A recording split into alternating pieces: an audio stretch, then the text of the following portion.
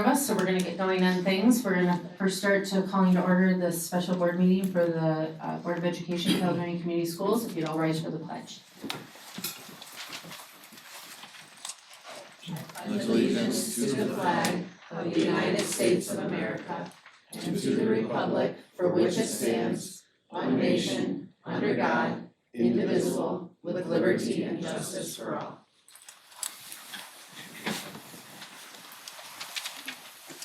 Thank you.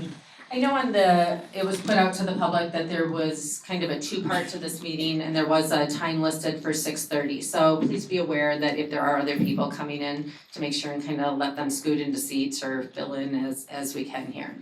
A couple of housekeeping things. If I miss something, I'm sure I will, and I will stop and then fill those in. You will see in the first part of the meeting here, we do have our normal public comment section. If you are here to speak during the public comment section, you do have 3 minutes. We ask that you address the full board. We do ask that you fill out the comment card. On the back, there's some little information of etiquette, if you will, on that. So if you could fill those out, get them turned in the back corner of the room, they will get those to me before public comment starts. If you are here and staying with us the duration of the meeting, which we would love, after the interview portion of Mr. Wheeldryer, we do have also a sheet that we will be looking for some input for you to give to the board. So we ask that you fill this out to the best of your ability. The board members will then take time. Each board member will have a little spot to check off or initial on the bottom that they have had a chance to review it. So we will all share these sheets after those times. So if you have time to get one of these, if you didn't get one of these, we will make sure they're handed out or that everybody that has one or that wants one will have one at that point. So at this point in time, we are going to start with the regular portion of our meeting. Could I please have roll call? Garcia. Here. Brandown. Here. Isich here. Morris. Here. Nichols. Here. Sadoo. Here. White. Here. Thank you. We will move to 4, which is our consent agenda, the December 11th, 2023 regular meeting minutes. I move that the Board of Education approve the consent agenda as presented. Second. Were there any questions or corrections to note on there? Could I please have roll call? Reber Garcia. Yes. Brandown. Yes. Isich yes. Morris. Yes. Nichols. Yes. Sadoo. Yes. White. Yes, motion carries. On to 5, our discussion items. You will note next to me, I have Mr. Kingsbury is sitting here as our second in command to help us through the meeting tonight. So he is going to be responsible for 5A, which is our Neola policy first reading. All right, thank you, President White. I know policy is not always the most exciting thing, but laws do change, and our policy does have to change to actually work within the structure that our legislature puts in front of us. So during the summer, there's some significant changes to the Public Employment Relations Act, also known as PARA, and that is what is really driving the changes to these policies we're going to briefly discuss tonight. So I'm going to start out with the first one, and that is policy 0122, and this is actually listed in board powers. And what the changes are associated with this specific policy is, like we mentioned, in relation to the changes in the Public Relations Act and prohibited subjects of bargaining. The changes to PARA has reduced the number of things that are not allowed to be bargained. So it just gives more, there's more things that we have to look at and consider and work with our bargaining groups as we work through those different processes every few years. So, and if you want to look at those are things. So all these things that you see crossed out will now be permissible as we work with our employee groups. Policy 1420, which is school administrator evaluation. Once again, that falls under PARA as well. And this will actually take place beginning July 1st of 2024. Until then, our current law will ensure that the policies, that the practices we have to follow remain in place. And when we do get to that, it basically changes some percentages based on student assessment when it comes to principal and other administrator evaluations. And also changes the rating names for really all of our staff. And I'll talk about that a little bit more as well too. In policy 3120, The only change there is they're coming up with some alternative languages or alternative language where we say he or she, his or her. It's just going to reference their or the board member or their employee. So it's just a change of that language there, just to make things work a little smoother and run a little smoother with that. Policy 3130, that is assignment and transfer. And once again, there's just some changes with that specific language in there. But teacher placement is no longer a prohibited subject of bargaining. So what we'll have to do is work with our union representatives in order to reach an agreement on how that will look in the future. Policy 3131, that deals with layoff and recall. And this now will also become a permissible subject of bargaining effective in February of 2024. So until then, we still work through the provisions of our contracts, but those are some changes that are on the horizon. Staff discipline, that is 3139. And I'll flip that over, and there's no real changes to that besides the change of the basic language that we talked about earlier. 3140, termination and resignation. Once again, there's only change to the policy is the change in the language as we spoke about. 3142, probationary teachers.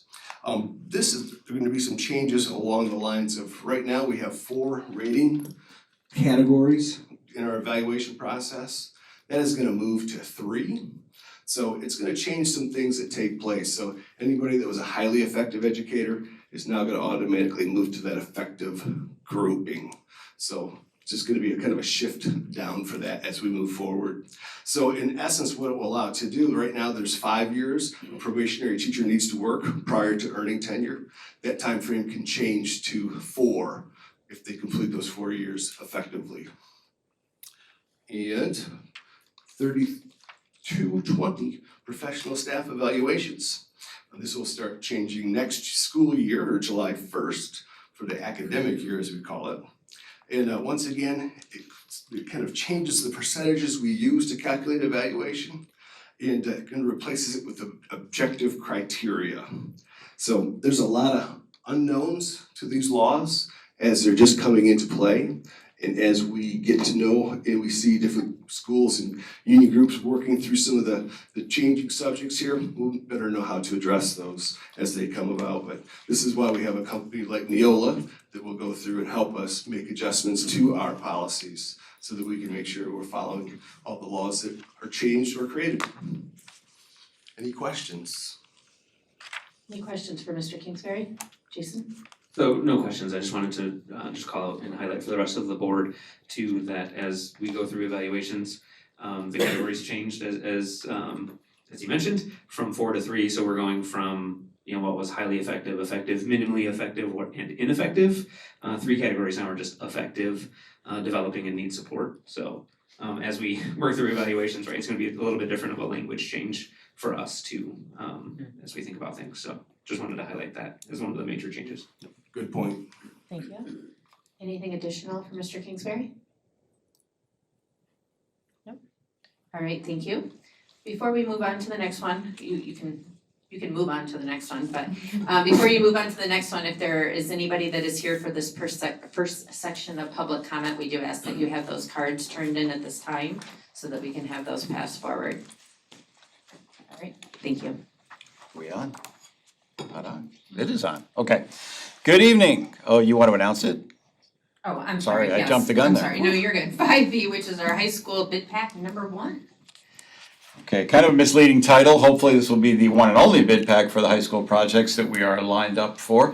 RFP season, last month we did Dutton Elementary Part 2. This week we are moving on to a plethora of projects over on our main campus area here.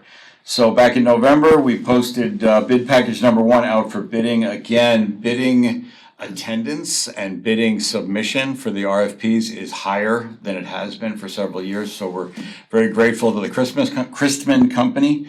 That's easy to mix up saying Christmas there now, go figure. The Christman Company for their work, and Plant Moran and everyone involved with these. There's a host of projects involved here, and so as an unusual move, I actually put up a presentation. So The first one is one that we're gonna stop and talk about for a few minutes. This is the high school connector. And if you remember some of the first, Plan A, Plan B, Plan C images, this has changed. In fact, it has changed quite a bit. The far left section of glass, the first about 18 feet of that was discovered to be a Caledonia Township easement for them to tear up and access the very large water main that is right beneath it. In fact, the Y, where it separates to go south and north, serving much of the Craft area corridor, is directly underneath where the connector would be. There's also a sanitary sewer easement that is under there as well. So that very much changed our design and our plan, and we've had to work with them to redesign. The first roughly 20 feet on that section will actually be a floating bridge. It's not going to be attached to the ground, so that we can dismantle it and remove it should they ever wish to dig up that water main or that sewer that's in there.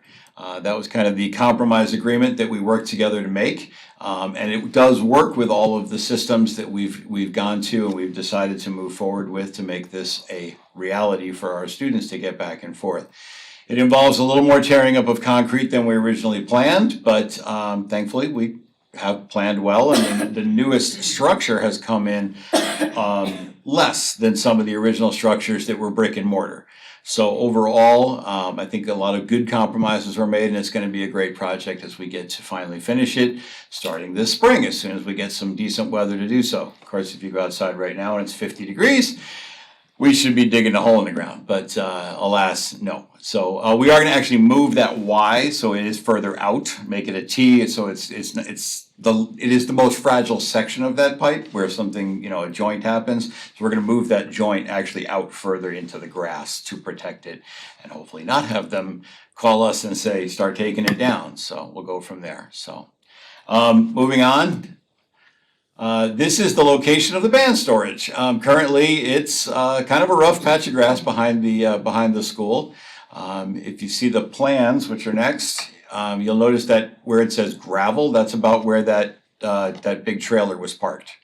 So we're going to cage that off a little bit, fence it in, give them a nice parking space for that. We're also going to add a fairly good sized section of band storage to the back of the high school. This was originally planned right alongside the band room as part of the connector, and this room would be immediately covering the large water main and sewer. So that was definitely an impossibility. So that's caused us another bit of back to the drawing board. So easements unfortunately disappear into the paperwork over time, and they get discovered whenever you decide to submit a plan to the township and, hey, wait a minute, you can't do that. So this is what conceptually it will look like.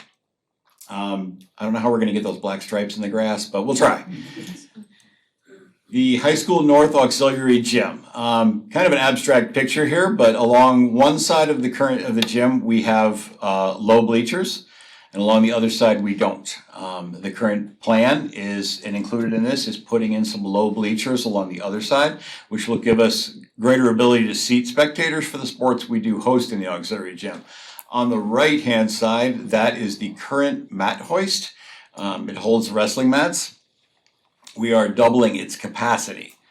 Definitely a better move than installing a second mat hoist, as we would have to structurally change the entire upper catwalk. Instead, we'll be able to double the capacity of this one and not have to incur that change, which was not going to be a good thing. Again, this shows where the new bleachers are going to go along the other side. That is a wall in the South Gym. This will be the home of a new mat hoist. These mat hoists will be wrestling, dance, yoga, etc., all the things they do down there, but it'll give us a place to store those mats out of the current water lines and everything that they're kind of blocking, so we'll have some definite positive safety motivation there too. So that's the wall where the mat hoist will go. Again, there's the spot for the new mat hoist, and we are adding 3 rows of bleachers here. and I believe we're adding them on both sides. I think this actual drawing was a little early and conceptual, but it was the only one I could find. So we're adding low bleachers at the South Gym as well for spectators. The back of the South High School. On the right is the current gate that divides off the back drive of the North High School. It is a card access gate. We are adding one behind the South High School. This will protect the drive that is behind the high school. Technically, that is a fire drive. It is not actually a walking path or a parking area or a lot of things that people are currently using it for. So we're trying to bring up some of the safety involved for our students there. The signs, we will be adding a number of, I think it's 5 more of the new Cal signs. These are all consistent with the ones we've already done. We're gonna standardize throughout the district as we go. You look at the first one, the level 1 on the left, and you say to yourself, that thing is 16 feet tall and 28 feet long. That's a big sign. That one, and the one and only like it, is going to go out on Craft Avenue by the main entrance here. And I know it currently says High School South Campus and Craft. That's the one that will say administration, TMC, Emmons Lake, and High School North. So there's a lot that has to go on there, and having it to the south side of the driveway is really gonna, I think, catch some nice attention. It's gonna look really good. The others are all, you'll see them on the map as we go. You can see that level 1 to the right-hand side of the screen. That's the big one. It's not set in that far, but it is set south of the driveway now, where it won't block the vision of people trying to get in and out like the current one does. The 2s are sizes and the 3s are sizes. So you go back to that first drawing and you can see the differences there. Number 2 replaces the LED sign out front of the high school along Craft Avenue that in recent years has rarely worked. So that will be nice. The 3 will be for the TMC and Emmons, and the other 3 will be for, I believe that one is going to be directing people for South High School. So, good additions and a very positive package, a lot going on here. I did call out is there another one? Oh, nope, it's just the list for Mr. Seydoux later so he doesn't have to read everything, we can post that for him. I did call out that on the Crispin recommendation, there was one category, 28A communication systems, that was not awarded. They did include it in their total, so there is a variation in the total of $25,000. That category is on hold. It more than likely, because it's a very small category, will be included in the electrical systems or the IT systems, just depending on where it fits best down the road as it comes along. So we will not have to incur quite the cost with that. Any questions? Jason? A couple of questions. First, on the signs, there was a grayed out number 1 box on the lower right-hand corner. Yeah, again, this was, I was pulling maps from the stuff that I had. Yeah, there was originally a thought of putting another large sign there, and it would have basically caused us to take out the number 2 along the front, but we decided to reuse the pedestal that's there. It's a really nice pedestal. The sign's rough, but it's got electricity and it's a really nice pedestal, and that number 1 is kind of where we put the new existing Craft Meadows South High School sign, so it was kind of redundant. And then the second question is back on the high school connector, with it floating over top of a water main. If there was a water main break situation, what is the timing and all of that fun stuff of moving it out of the way so that people can get to it and do what they need to do? A little vague right now. They promise, and the way we're talking about it, the way the design is, it is dismantleable. It is bolted together, so it's going to take an emergency response by maintenance, and to be able to take it out of there. From what they are telling me, my best concept for removing that section of it would probably be no more than about 3 hours. That's generally proven to be more like 4 or 5, but we'll go from there. If there's a water main break there, there's the size of that water main, it's a 12-inch main. It's gonna be a lot messier than just the time it's gonna take us to get that piece taken out safely. And they are gonna have to remove a piece of concrete to after we get it out. So that's one of the biggest reasons we're moving that T further out, and the valving controlling that pipe is again further out so that we can isolate it hopefully quickly. Brittany? I know we had to move the placement of the band storage. Are we doing any adjusting to the interior of the band and the choir and the orchestra room so the band can access their storage? Well, the good news is, if we go back to that blueprint, Mr. Welfare has spoken about this, love and that. he's really has to talk to Mr. Martin. I'll put Mr. Martin on the spot. Right now, no. The good news is though, if you look at the hallways, the structure of the hallways, there is direct, fairly direct access. They come down the hallway, and we are opening up a number of the doors. We're changing some of the door systems so that they don't have the mullion in the middle, or the mullion is easily removable. So we're trying to make it as swift and easy as access in and out as possible for them. And Mr. Welfare has seen all this, and he's just excited to get more storage. I believe that, yep. Just wanted to make sure they could access that storage like quickly and easily during the day. To Yep, get what and they for need. the marching band and for everything, if you saw it, there's actually a roll-up door on the outside, so it's That's great. free access. Keep it quick and easy for them, so.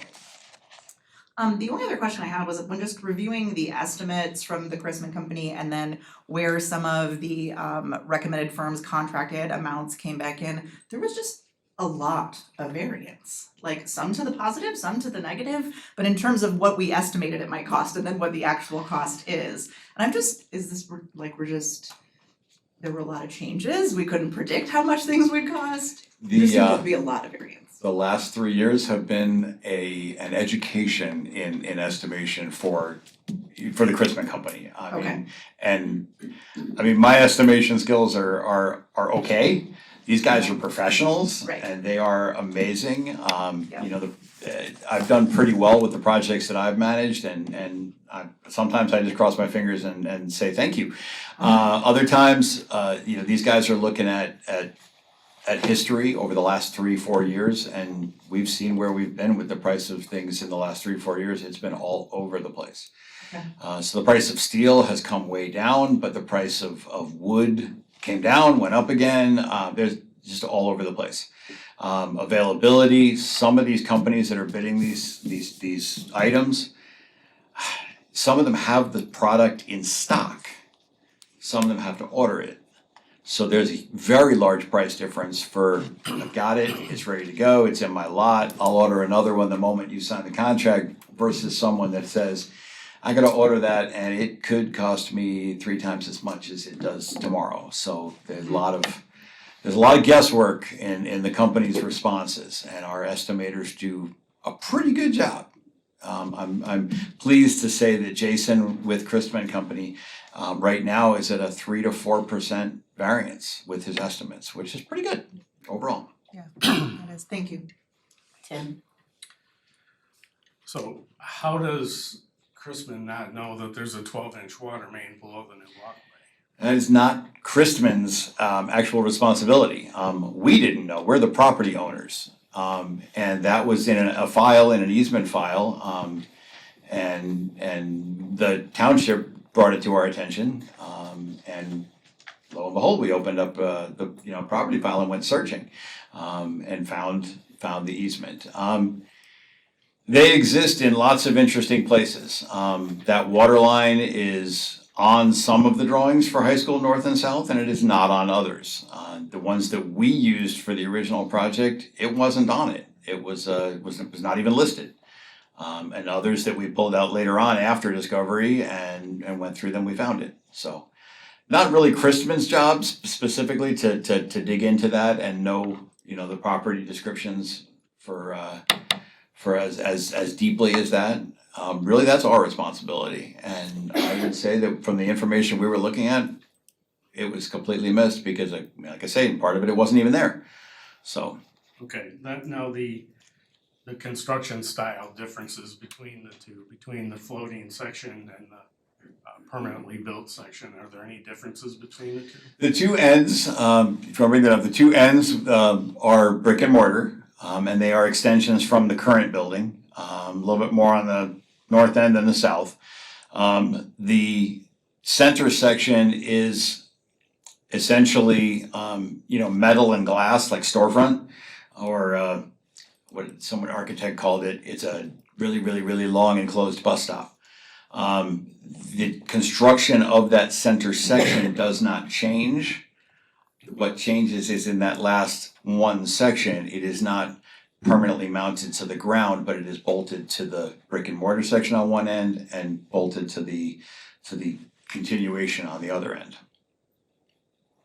Everything else for the unit is bolted to the ground, so that section kind of bridges. Okay, I have two more questions. One regarding the band storage, has that square foot total changed at all? What we see there is the current plan, that has not changed. Okay. Then if we can go to the signs, I understand the placement of the large sign, but is 16 foot, nearly 2 stories, a little big? It appears big. 28. When you think of it, it appears big. We did some mock-ups of what it would look like and how it's placed, and it actually fits in well with the surrounding prairie, the hill of the prairie, and the way the road works. It really fits in very nicely. Okay. That's all I got. They do seem like big numbers. I'm not Yes, gonna- and that's why I pointed out. I Yeah. pointed out because at first I went 28, oh my. That's, I was shocked, and I had to come back and I had to look at it and think about it, and Mr. Wheeldryer has seen it, and a few of the other members have seen it, and different people, and okay, we're good, so, yeah.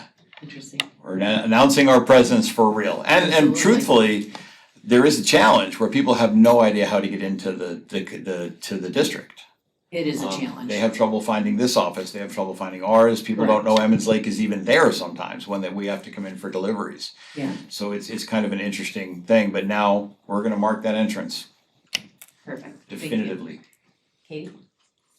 I'm sure that we've talked about this, but just with like the plans changing, is the new connector plan, is all the glass gonna be bulletproof, like that security glass? Yes, we're doing the film on all of the glass. It's a more, I don't wanna say cost effective because it makes it sound like we're just cheapening it up for the protection. It is more appropriate. We're filming all the glass. We are also going to, after the system is put in so that we can get accurate field measurements, we're going to put up screening, much like you see at the athletic office at the high school, their outside windows. From the inside, you can see out clearly, but from the outside, you see Bob, you see the Fighting Scots logo, so that people from the outside will not be looking on the parking lot side, the side you're looking at, people will not be able to see into the connector as students are crossing. Good to know. Thank you. Jason? I just thought of one other question. From the connector standpoint, are we changing the way the doors and things work? Cause I think they're like key carded and all that fun stuff now. Is that just gonna be kind of an open? Actually, because it is a closed system, the doors at each end will be in the hold open mode. So that actually saves us a great deal of repair, cause we do have a lot of repair challenges there with the hundreds of students that cross there every hour. So both ends are gonna be in hold open. The doors that you see on this are egress only, so they actually cannot open from the outside. There's no keys, there's no handles, there's nothing. So there's no access to the building via the connector.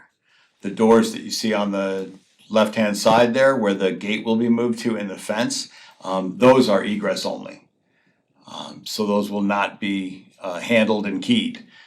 Even though we will be keeping the gate there for the band and for, folks to move stuff in and out of the building at that point. And the fence does stay.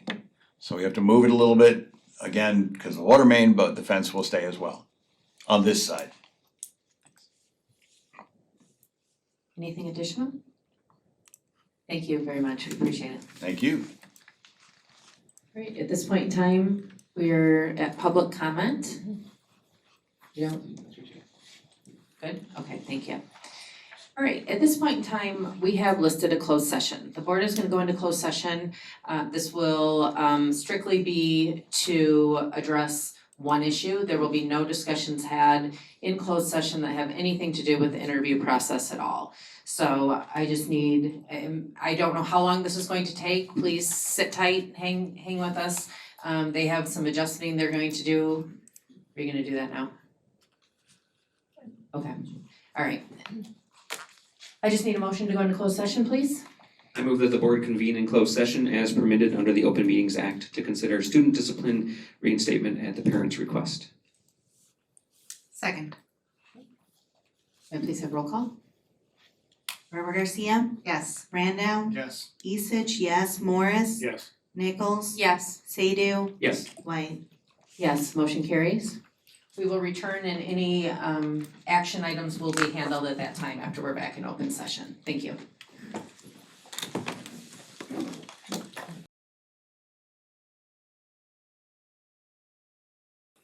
Is the way it is. I move that the board reconvene in open session. Second. Can I please have roll call? Member Garcia, Yes. Randall, Yes. Isich, yes, Morris, Nichols, Yes. Sadoo, Yes. White. Yes, motion carries. On to 8, our action items. 8A is Neola policy.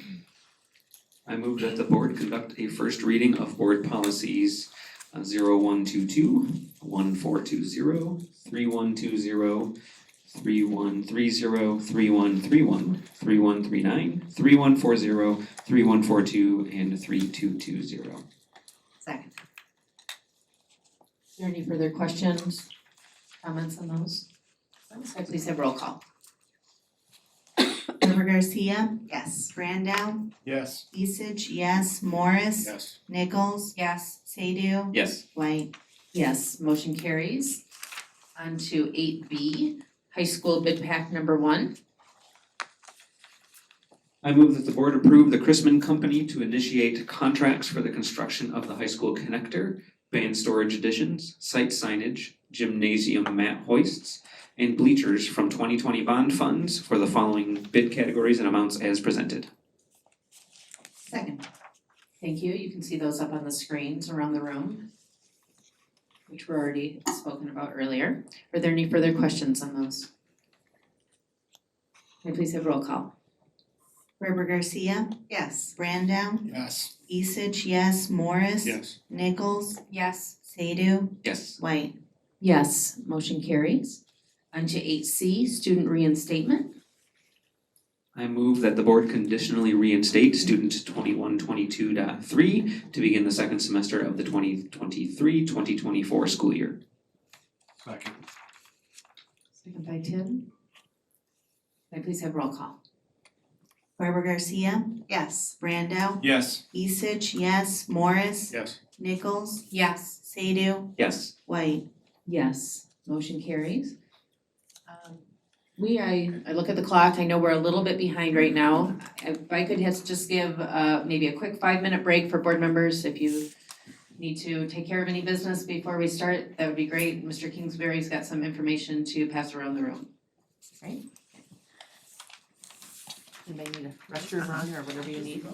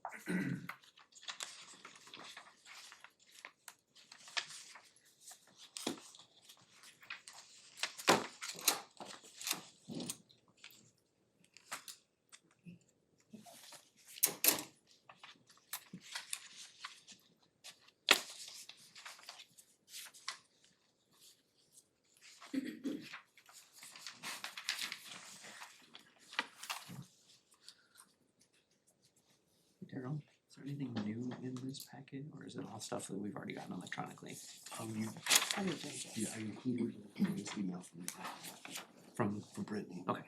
That would be the only new piece.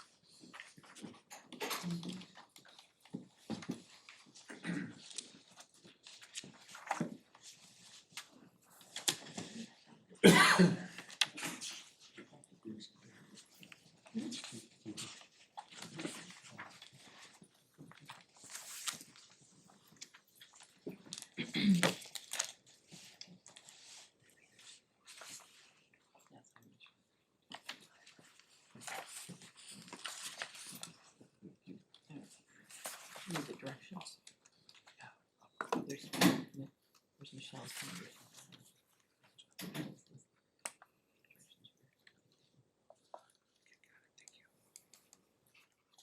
Reclaiming my time.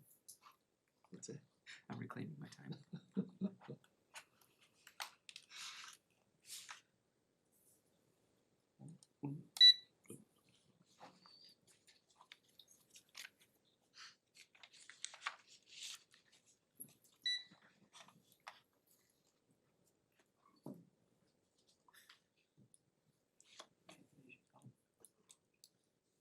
What's it?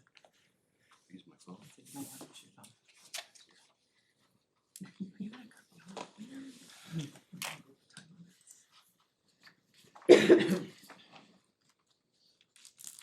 one also for me? Sure. Okay, perfect.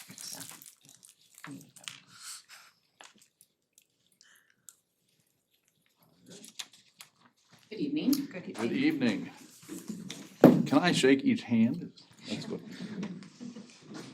It was like a magic trick. Michelle went out one way and you both came in another.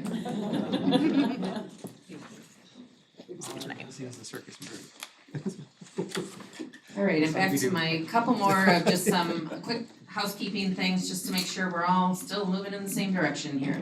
So welcome to Mr. Wheeldryer. We appreciate you being here tonight and going through this process with us in the community. Mr. Kingsbury, for those of you that are wondering, handed us all little purple folders. And in our purple folders, we have our original posting as well as an application from Mr. Dirk Wheeldryer. We have letters of recommendation that were sent to us.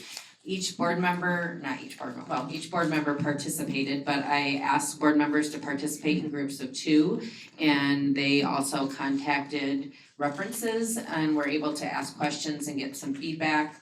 In which case then they turned around and shared with the remainder of the board the information that they had accumulated. So we have that information with us as well.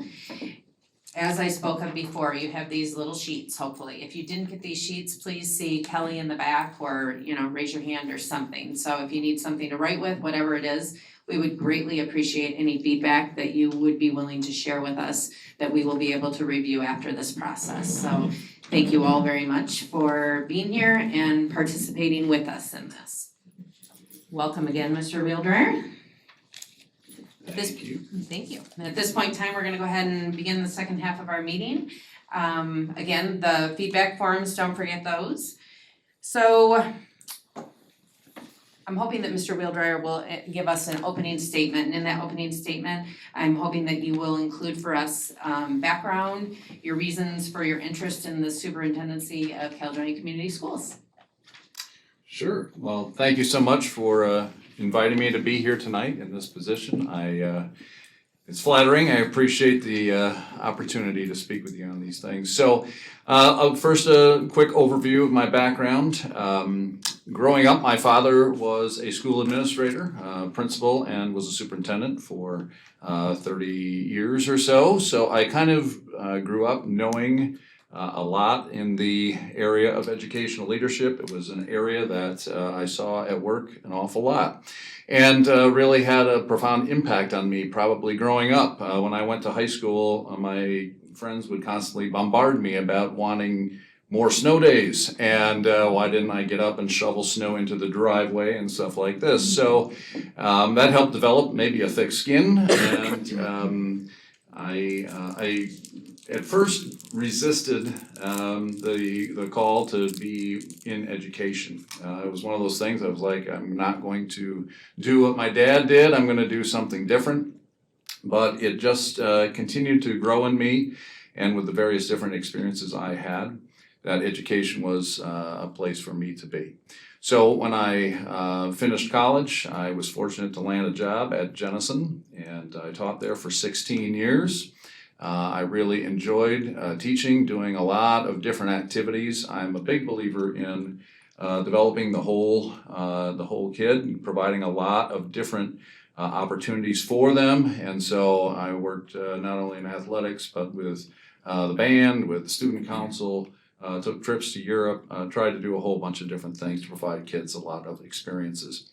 So after doing that for quite a while, and I kind of reached that point in my life where I had to make a decision. Am I going to continue down this road, or am I going to try something new? And so it was at that point that I decided to move into educational leadership. So I became principal at Martin High School, about halfway down to Kalamazoo. That is grades 6 through 12 was what I supervised. It's a smaller school district. And I was there for 5 years, and then the opportunity came to move into the superintendency over in Fenville. And so I was fortunate to be there for almost 9.5 years. At that point, I was at that stage in my career. I hit my 30-year mark. And again, another opportunity came up, and so my wife and I had a lot of discussion about what way do we go here. I wasn't ready to retire, but I still retired from the school system, and so I took over as the executive director of an organization called the School Equity Caucus. I still hold that position today. We represent approximately 200 school districts across the state of Michigan, advocating with the legislature for better and more equitable funding across the board. So that has been a rewarding position. I've been able to really work across the state with a number of outstanding educators across the state and try to do some things to influence legislation positively. It has its ups and downs, of course, and we never get what we exactly want when it comes to dealing with the legislature, but it's been a wonderful experience. It was really just a few months after I retired that I was at the conference for the superintendent's conference, and I bumped into Ron Kniff, the superintendent of Kent ISD, who about a week before had become the superintendent also of Caledonia Community Schools. And he looked tired. He said, yeah, I'm carrying a lot right now. And so one thing led to another. We had a conversation, and that led to me coming to Caledonia and assuming the position of interim superintendent back in 2018. That was the beginning of February, I believe, in 2018. So I served in that position through the hiring of Dr. Martin. We did a little transitional time to try and hand off well to him. And then since then, I have done a few more interim superintendencies. The next year, I went out to Muskegon Public and had a situation there too where there was an abrupt departure of superintendent, and came in that situation. And then I've also served twice at Godfrey Lee.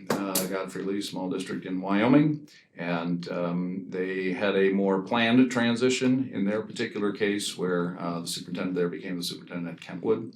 And so I assumed the interim job there for a brief time. Their superintendent that came in after me had to leave for some family matters, and so they called me back in. So that's where I was until June 30 when I came back here. However, I also just add that it seems like I've never left Caledonia in many ways because I was director of the shared time program here, coordinator, I guess, right there. I forget my title. Coordinator of the shared time program for Caledonia since 2019. So until I took over again here as superintendent. So been around the block a little bit. That's a lengthy rundown, but I think it's a lot of great experiences that I've been fortunate to have, and I've really enjoyed working with all of these different communities and districts and just seeing the different things that are out there. So that brings me here to this point in time, and I've through all those, it's obvious that I first of all am not retired. And then secondly, it has been a constant kind of pull to me that am I really where I should be? And I seem to enjoy doing these superintendent positions. And so is it time for me to re-enter? And in fact, my wife and I, when I first retired back there in the fall of 2017, that was always part of the discussion, is that if I felt like it was the right time and the right opportunity to go back, that was always an option, right? I always had that potential. So when this opportunity came up now, we had further discussion about that, obviously. And I'm in a little different place than I was the first time I was here. At that point, I was just getting my feet wet in the School Equity Caucus. And also my family was in a different position. We have 4 children. Our youngest is now a sophomore in college. And so at that point, of course, we had a couple that were still going, and they were attending an OK rival, Jenison. So that would have been a little awkward. And we also didn't, at that point, we didn't want to move the kids. So this is just a much better time for me now, and I just have really become more and more convinced over time that, the interim jobs are great. They suit me well because I think I'm able to come in and lend a sense of calm to districts and help people refocus on where they need to be. But at the same token, the other thing is the long range kind of vision setting and moving the district forward over time. That's not something you get to do as an interim, right? I mean, I've tried to help set up the next superintendents always for success. We always try to hand off well, try to give them some suggestions about what I think maybe things need to be heading and looked at. But I just kind of felt like, yeah, it's time. So hence when the opportunity came, that's why I decided to put my name in the hat and seek the opportunity. So the rest is history, right? Here we are. Here we are. Okay, well, we appreciate that. So at this point in time, we are going to move through the board members, each having questions that they have submitted that they would like to ask. And to keep us on track, Mr. Kingsbury is going to monitor time. So as went out in the information too, each board member will have 10 minutes to ask their questions, to follow up on those as that time allows. We won't be, yanking anybody off the stage, but obviously we're looking to keep us on that time frame to keep things moving along. So we will start at the end with Mr. John Brandow, and we will just simply work all the way around the table. So the floor is yours. All right. How do you define parental involvement, and what do you expect from the parents within your district?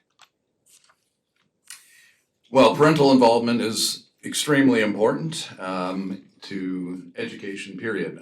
Parents are the first educators of kids, and they never stop being educators of the kids. And so when they make the decision to entrust their students to our school district, that's a responsibility that I think we have to bear very strongly. And so when it comes to their involvement and engagement, I think every opportunity that we can provide to try and encourage that is something that we need to try and do. The districts that are often the top performing districts are those that have excellent parental involvement, and that can come in a number of ways. Obviously, I think all of our schools have quite strong parent-teacher student organizations, which is a wonderful way to provide that option. We have excellent participation, in all of our support organizations, the booster organizations and all. So that's a big part of it. And then another aspect to that is the involvement and engagement of parents in the ongoing process of education period, reflected in many of you who are parents in the district, reflected in parents making contact and connecting with the staff and the administration in their schools. So I think it's one of the things that we should and must continue to encourage is that kind of parental involvement.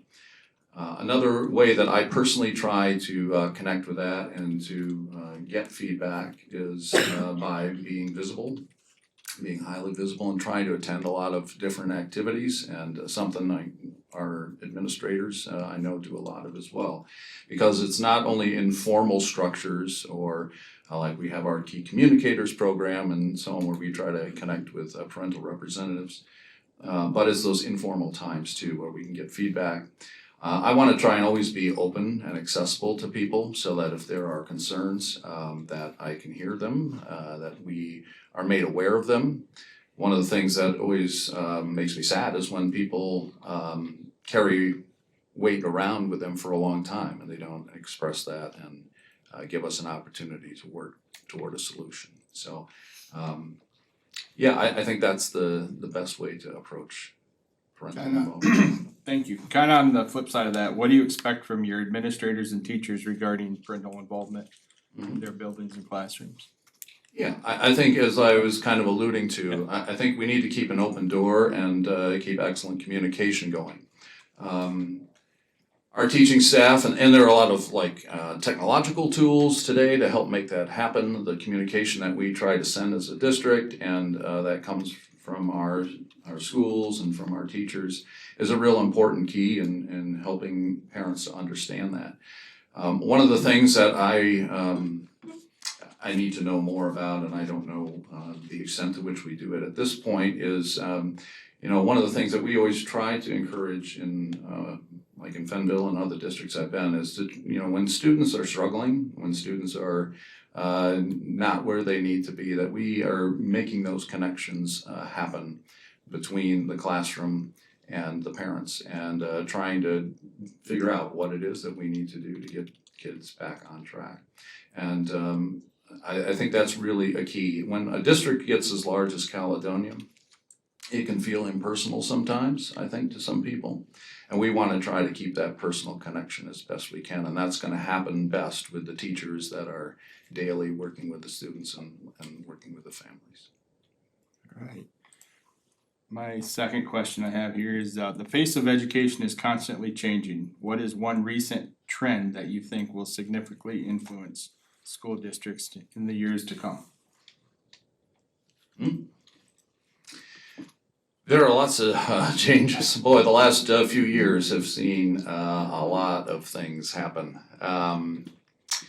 I'll be honest, I wasn't all that upset that I was not an interim superintendent in the spring of 2020. So, yeah, there's been a lot that's gone on. Most recent is our state legislature very recently, and I believe that you looked at some policies tonight that have to do with some changes in law that have come about that have the potential to change the relationship between the board and some members of the staff, to change our evaluation system, and that could have some other impacts. We're going to have to see how that plays out. I think one of the other things that is there on the face of everything that we do is that education, it seems to be being brought more and more into a tussle in the political sphere. And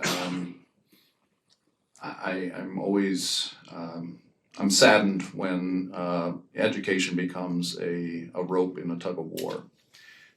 It should be about the children. It should not be about adult issues. And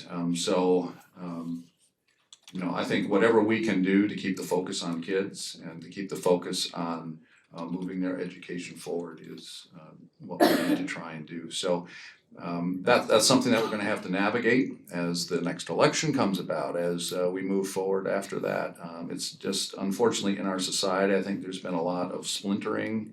I really want to see if we can, at least in Caledonia, be focused in one direction, coming together and uniting to support kids and the education that they need.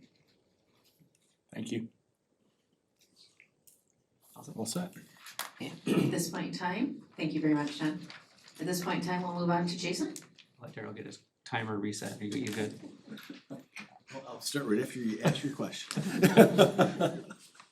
All right, thank you. So my first question is really around sort of that last, 6-7 years that led from retirement to where you are here now. You've been an interim superintendent at many other positions that have, I guess. Yes, he didn't reset. He's cutting me off already. It's a long one. I'm waiting for the big hook. One job I fail. Sorry. So you've been at multiple places as an interim. They've had obviously openings. So I guess my question's really around why Caledonia now? Why not those other positions at that point in time, or why not any other open position now? Like why Caledonia now? Well, first of all, I think Caledonia have had a long and very positive connection with, going all the way back there to 2018. Like I said, I've really kind of it's continued to be a big part of my life, and I've really appreciated the people that I get to work with here and appreciated the community. I've obviously continued to contemplate, is this the right thing for me, or do I need to move back into the superintendent ranks, as I said, and it's just culminated at this point in time. I just feel like this is the right place at the right time. It's obviously an excellent school district with a lot of possibilities and potential, a lot of great things going on, and is something that I would like to be a part of shaping the future of that district.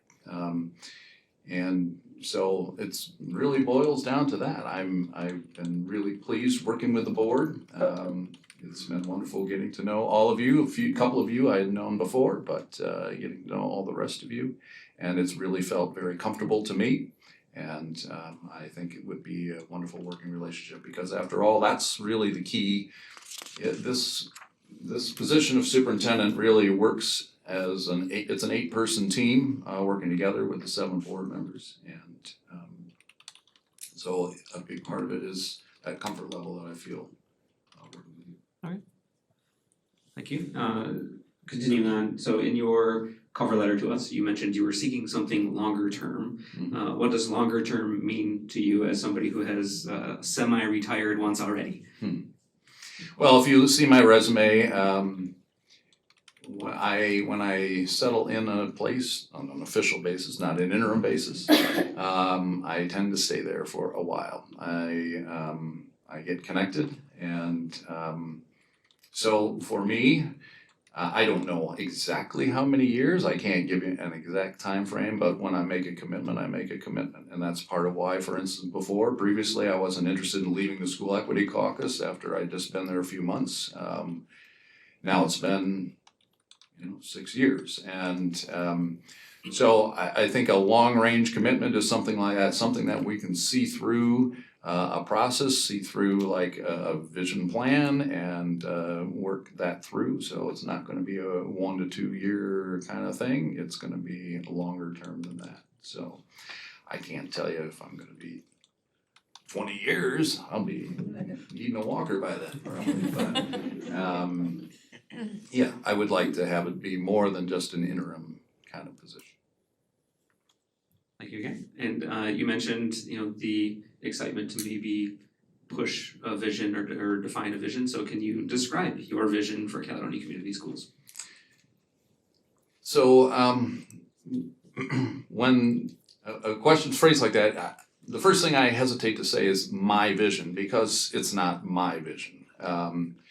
My vision is to work with all the different stakeholders and work with the board in developing a vision together. When I saw Dr. Martin going through the vision setting process that is currently in place for the district. And looking at all the areas that were identified, they're the right things to be working toward. And so what I would like to do from that standpoint is it's more than becomes about the strategies on how we're going to achieve that vision. I think we should, as we wrap this 5-year vision plan up, reopen that discussion, take a look again and say, where do we need to tweak this plan? Where are the areas that we may be missing?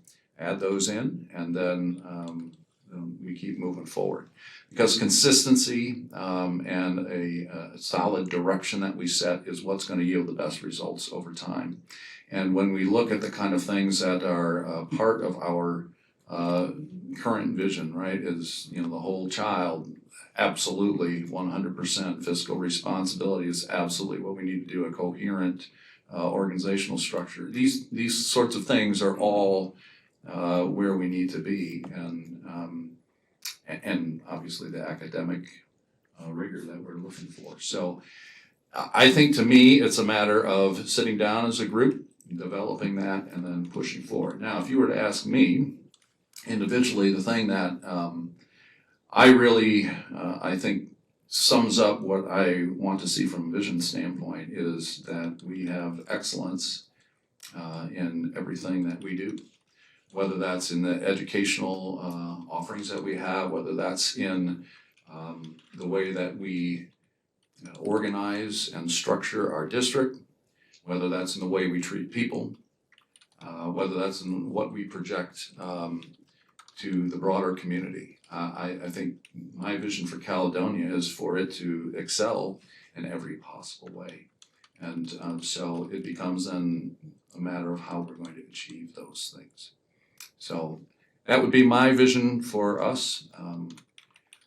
When it comes to like the educational side of it, I like to think of it as academic rigor, surrounded with nurturing relationships where we are supportive and developing kids and helping them achieve the best they can. And that we do that working together as a team. Okay, thank you. So just to follow up real quick, you mentioned that we're approaching sort of the end of the 5-year strategic plan. So can you maybe talk a little bit about what you would do as sort of the first next step in starting either a new plan or extending this one, or whatever your vision for that might be? Well, I think it's, again, something mutually that we determine. Part of that is honestly the vision plan that is set is part of what you should be evaluating me on as well, right? It's the goals that should be driving the work that I do, because that's your role as the board is, it's setting the vision, setting the direction of the district, and laying out the policies by which we're going to operate. And it's my role to help carry that out, right? So I think one of the things we would need to do is we're reaching that time to say, how collectively do we want to do that? To me, that would be to, again, invite stakeholder input on where we are, areas that are public that we serve, and our employees and all the others involved. Say, where are the areas that we're hitting the mark? Where do we need to continue? Where do we need to improve? And that would inform the discussions then that we would have together as we either tweak or add or subtract from what we've currently had. All right, thank you. Thank you, Jason. Jennifer? Thank you, and I feel like this will have some overlap with Jason's questions. What do you see currently in the time that you've been here as interim as Caledonia's current greatest strength, and how would you use the role of superintendent to develop that strength further? Caledonia has a lot of great strengths, wonderful strengths to it. And, we've got a wonderful community. We've got an outstanding staff here that is really dedicated to kids and serving kids. And we've got great kids. It's really a joy to me. One of the things I like to do is get out there in the schools and remember why I went into education, to see kids. And so we do some wonderful things. You look at our academic excellence with our blue ribbons are just one validation of that. We see that in all of our schools. We see the successes that our students have when they leave our doors. And so we've got a lot of great things going on. I think it's also exciting to see the direction of the district with the bonds that are going on, with the new building projects that are happening that are going to provide a lot of additional opportunities to both our students and to the community. Those are great and exciting things. I think we need to continue to build on those things, as you kind of alluded to. We've got a lot of things in motion right now, and there's always, whenever you have all that kind of change going on, we need to keep focus and keep moving in a direction, because that can become a little unstable too if we don't handle those changes correctly. And so that's one of the things that I would like to do, is to try and provide a steady hand as we move through all those changes, as we implement the many different things that are going on right now. And then I think there are still many other areas that we could continue to grow. We're doing great things, but again, if you're not improving, you're regressing, right? So we want to continue to push forward. So I think there are some systemic improvements that can continue to happen. We've got, I think, just even from our internal processes, there are some things that could be done better. And it's always a matter of trying to improve on what we've got structured. We've got a lot going on right now, for instance, with our HR program and how that's being overhauled. Our transportation network, our transportation software being overhauled this summer. We've got a lot of those kind of systemic things. But then I also think there are a lot of areas too where we can continue to provide more opportunities for students. We've got a wonderful smorgasbord of things for kids to pick from, but one of the things that I want to try and do is to provide every student that we have a way to stay connected. I think that's one of the things in our society today that we see impacting our world, is that we have people who are engaged and are connected, but we also have those who become disengaged, or feel like outsiders. And we want to provide whatever we can to connect kids, to hook kids, to keep them involved and engaged. I alluded to the fact that during my teaching career, I was trying to do a lot of different things, and that was across the board. It isn't just in any one particular area, because we have to try and reach kids wherever they are. And if we're successful in doing that, I think we're gonna bring kids to where we want them to be. And ultimately, that's gonna help keep them engaged academically, which is gonna be the best thing for them moving forward in their life. So I think we have ways that we can improve still there, and really, again, make those connections and relationships happen with kids. So you already touched on your answer to my other question here, which was just regarding the challenges facing Caledonia, which you've kind of outlined. But how do you feel that these challenges are similar or different from previous districts that you've served in?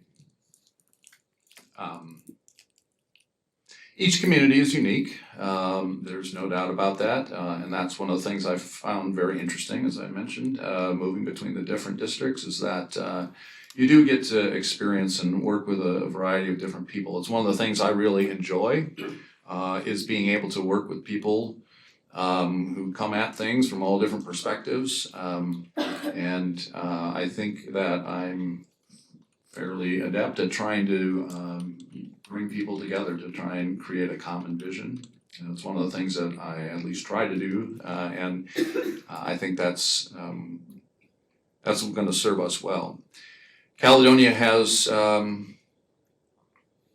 we faced some of that along the way, and but I think we've been in a very good spot here recently, and I would like to continue to foster that improvement and keep us focused on the reason we're here, and that's for kids. and our kids who have one shot at going through their K-12 education, and we need to make it about them.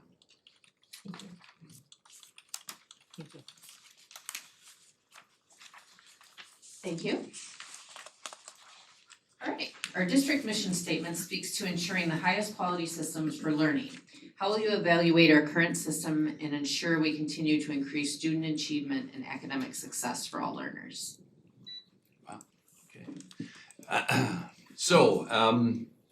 Yeah, academics is obviously the key reason we are here, and our systems need to be designed to foster the best possible outcomes for kids. And one of the things that I think is really important for us to continue to diagnose is exactly where we fall in that. I think the district is taking some important strides right now in this area. We need to constantly monitor how that's happening. So that's with many of the various measures we have, whether it's our own internally developed testing mechanisms, whether that's the sorts of iReady kind of spot test sorts of things, or the state standardized tests. All these are different data points that inform how we're doing in our mission. We then need to take that and turn that into development and further development of our educational program. So I've been really pleased and impressed working with our team on the things that are happening already, and I think we need to continue to move those forward. So Capturing Kids' Hearts is a significant and important task, because that's kind of foundationally where we need to begin. And then one of the current pushes is into this area of professional learning communities. There are many steps and many things that I think are wrapped into that, which kind of sometimes get lost. But in professional learning communities, one of the foundational points there is that you are looking at each kid individually, and you're seeing where that kid is progressing. Are they succeeding, and are they reaching the standards that we have for them? And if not, what supports are we wrapping around, and how are we trying to address that to bring them up to where they need to be? And I think that's an area where we can continue to improve. In Fenville, being there for the 9 years I was there, we took a number of steps along that pathway, and we started. This is more than a decade ago. We were doing some of this very same work. And it really all started with a conversation about grading, and ironically, but that was, when we are grading students, what are we communicating to parents? What are we saying? What is a A or a B or whatever? What does that mean? Because it can mean a variety of different things. It can mean that the student really understands and knows what they're doing, or it can mean the student didn't turn in their homework, right? I mean, there's a variety of different things that can be wrapped up in that. And then from there, we really launched into a discussion about, okay, what are the standards that we think are the key things? What are the state curriculum is a mile wide. So how do we focus that and get it so it's something tangible that teachers can work with, that it doesn't feel overwhelming, and that we really can focus things for our kids. And then step by step after that, that eventually led us into, all right, well, how are we measuring? How are we testing? How are we diagnosing how kids are doing on those various standards? And then that led us into the professional learning communities activities. And so it was a strategic step by step by step. This happened over multiple years. You can't do it in a day, because teachers are working hard each and every day, dealing with everything from putting on boots and snow pants, right, to a crisis in a kid's life, to there's so many things going on. So to throw a whole bunch of stuff on teachers at any one given time can be completely overwhelming and frankly counterproductive. So it has to be a step by step by step, clearly laid out plan about how we're going to move from here to where we eventually want to be. And the idea behind professional learning communities is that we collaborate, that we talk together, that we that we're supportive of each other, and that it's a safe place for teachers to say, I don't know exactly how to work with this particular student, and asking colleagues, what other ideas do you have? I mean, that's the beauty of it. Just like what I like to do within our administrative team here at central offices, as we talk about issues and problems, it's I don't have all the answers. How do we as a team come up with the best possible solutions and different ideas to look at and try? So I think all of those sorts of things go into designing an academic program for kids that's going to meet them where they are and support them. One last thing and then I'll stop. You got me on, this is passion of mine, obviously. So I think we have to develop a great system of supports for kids too. There are kids they come with all sorts of different needs from the very beginning of their educational journey, and along the way different things happen. Each child individually needs different supports, and so for us as an educational institution, it's really incumbent on us to say how do we maximize each kid's potential. And we often think of that too in terms of just supporting those who need more help, but it's also how do we maximize the potential of those who kind of already have it, and how do we keep helping them reach the highest levels. So those kinds of systems, I think, are somewhere else that we can really be focused on and continue to improve. Thank you. As superintendent, can you also describe your involvement in budget development and financial management? Too much. It is, it's part of the nature of the position, and we are not blessed with limitless resources. So we have to work within a budget, and that's a real key component of what we do. It's something that working with Sarah, our CFO, and working with, again, the board and the finance committee to develop where we want to be. I've always really appreciated and felt very comfortable with Caledonia's financial approach. It suits me very well because I'm not one who can operate well on the brink. I think establishing that set point that we say we have to have enough reserves in hand to be able to operate if things go crazy from the state standpoint, and we've seen it happen before. So it is part of my role to really lay out that overall plan, and part of that then becomes too is resource allocation. So we have our resources we have to then decide how we're going to allocate those, and again, that's a shared team approach. A couple of comments on that. It was very early in my superintendent career. I began as superintendent in 2008, which, for those of you who may remember, was not long before the big economic crash. And so, unfortunately, right pretty much off the bat, I had to deal with massive budget cutting situation. And in Fenville, the budget I inherited was at 7.7% fund balance. So you guys have a 15%, we were at 7.7%. And so that was quite a challenge. And I was very fortunate at that point in time to have, we had a very strong CFO, he was an interim, helping, and really helped me develop in those things. We worked through a long budgeting process because we had to cut roughly 8% out of our budget to even maintain that kind of position. So that was challenging, to say the least, and to somewhere I don't want to be again. And so that's why I try to remain very up to speed on that. I try to remain very up to speed on the state financial picture because that really governs us, and that we try to think a couple steps ahead. I think districts that end up struggling in this area are those districts that only are thinking 1 year out. They're not trying to anticipate and project and look across time. So that really is important in the various decisions you make. You can make short-term decisions that have long-term impacts negatively for you unless you're really planning and preparing for it. The final comment I'll make, Marcy, and then your time is probably coming to an end, is that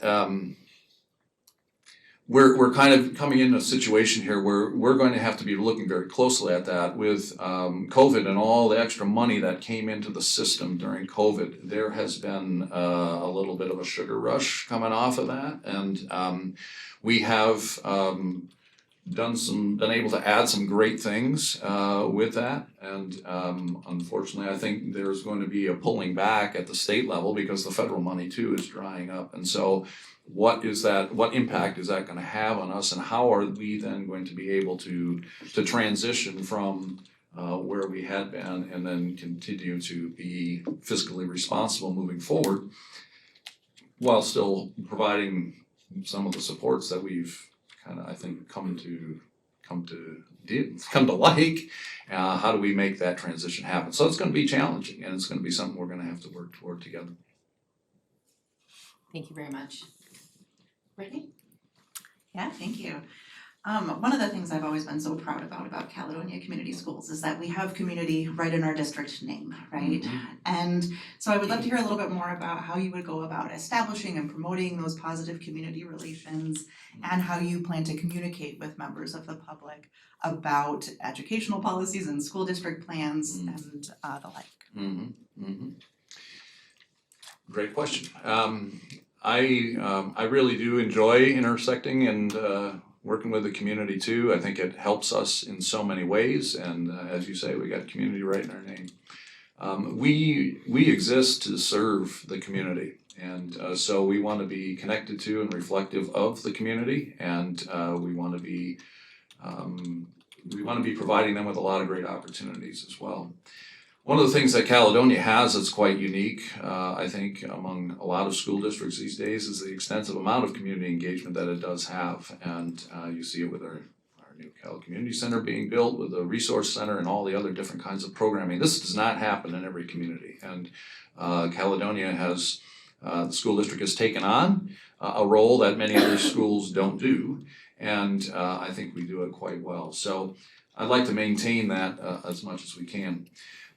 So I think to how you go about doing that, first of all, connecting with the community is important. As I said, with just visibility and being out there and being accessible to the public at large is important. Another thing that I've tried to engage with here in my time in Caledonia is to engage, for instance, with the Chamber of Commerce and with other community groups. We've obviously in the last couple of months also worked a lot with Caledonia Township on a few of our issues that we've had of mutual concern. And so it's making all those kinds of connections and building positive working relationships with people built on trust, and that's really an important aspect to making things work well together as a community. So I guess that's some of the ways just to start. The other thing is from a communication standpoint, I've always viewed myself as I'm still a teacher. And whether that's internally communicating or externally, I think it's very important for people to not only see what we're doing, but to understand why we're doing it to the extent that we can provide that. That helps people understand, and so even if they may disagree with something we may be doing, if they understand at least that we have reasons behind doing it, and we're being thoughtful, and we're being responsible and taking care of the various things that they've blessed us with. I think that goes a long way in developing community buy-in into the kinds of things that you're trying to do, and I think that's one of the areas that, again, we can continue to improve. You know, some of our recent election results, our bond votes, we can improve. And so I think that's part of it, is to communicate those things constantly and as well as we can. We have some excellent communication resources here. I think Kelly does a wonderful job of trying to push word out. And then one of the things I think is important for me to do too is to continue to do things like we taped one a couple of months ago, but to just kind of continue to do some updates to the community on where things are and where we're headed. I think will help. Great, thank you. The other thing that you've already spoken about a little bit is kind of helping guide us through the development of our next vision plan or strategic plan. And one of the things I heard you mention was needing to develop some specific strategies in these areas, and that's something that you think you could help us pursue. So I'd love to hear a little bit more specifics around that. So could you talk a little bit about what some of your specific strategy ideas might be around academic achievement, supporting students with special needs, fiscal responsibility? You pick an area, up to you, but I think there's a lot of areas where we could talk about, but I'd just love to hear some specific ideas in some of those areas. All right. So I've kind of made reference to a few things already that are bouncing around in my head. But yeah, let me pick a couple of things here. I think first of all, I want to go back to talking about the whole child and development of the whole child, and the supports that we provide. So I think we see it in our academic picture, and that is that we have certain students that we could provide a better structure for.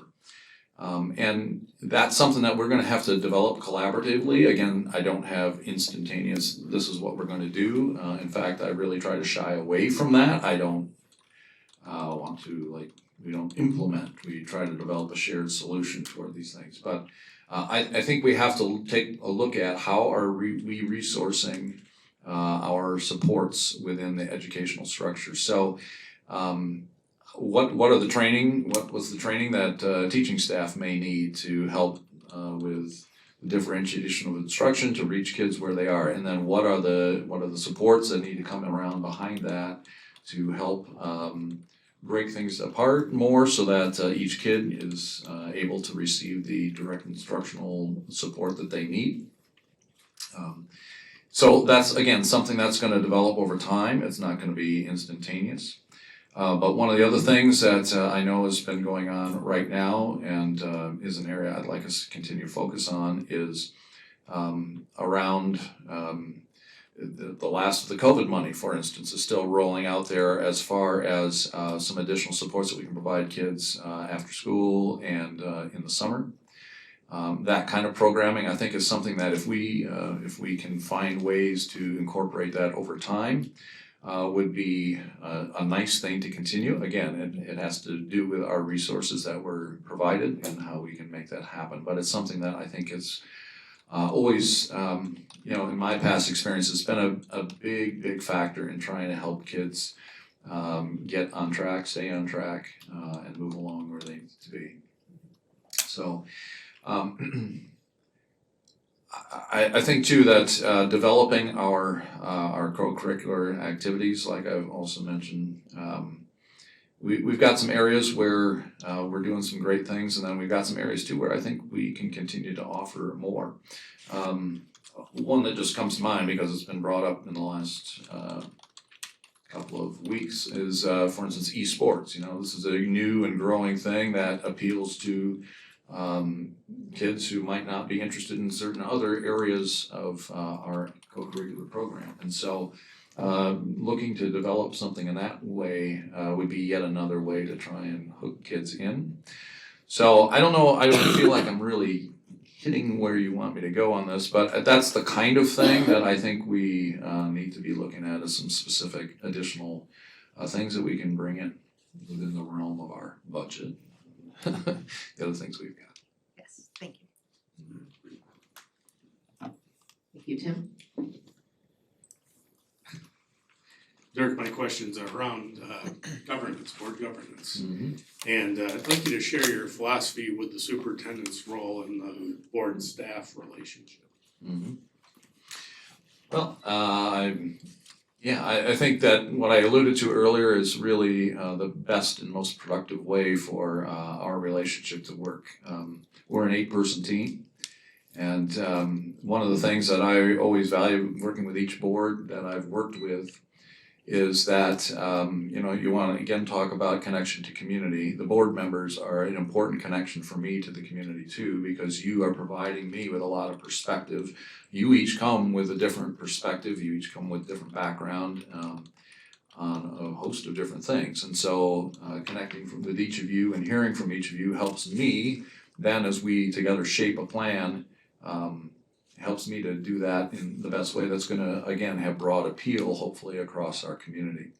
When it comes to connecting with the staff, as I said before, I think our role together, your role primarily setting that vision, setting the goals for the district, where you want the district to head. And then it's my job to help carry that out and to provide the systems and the organizational backbone that makes that happen.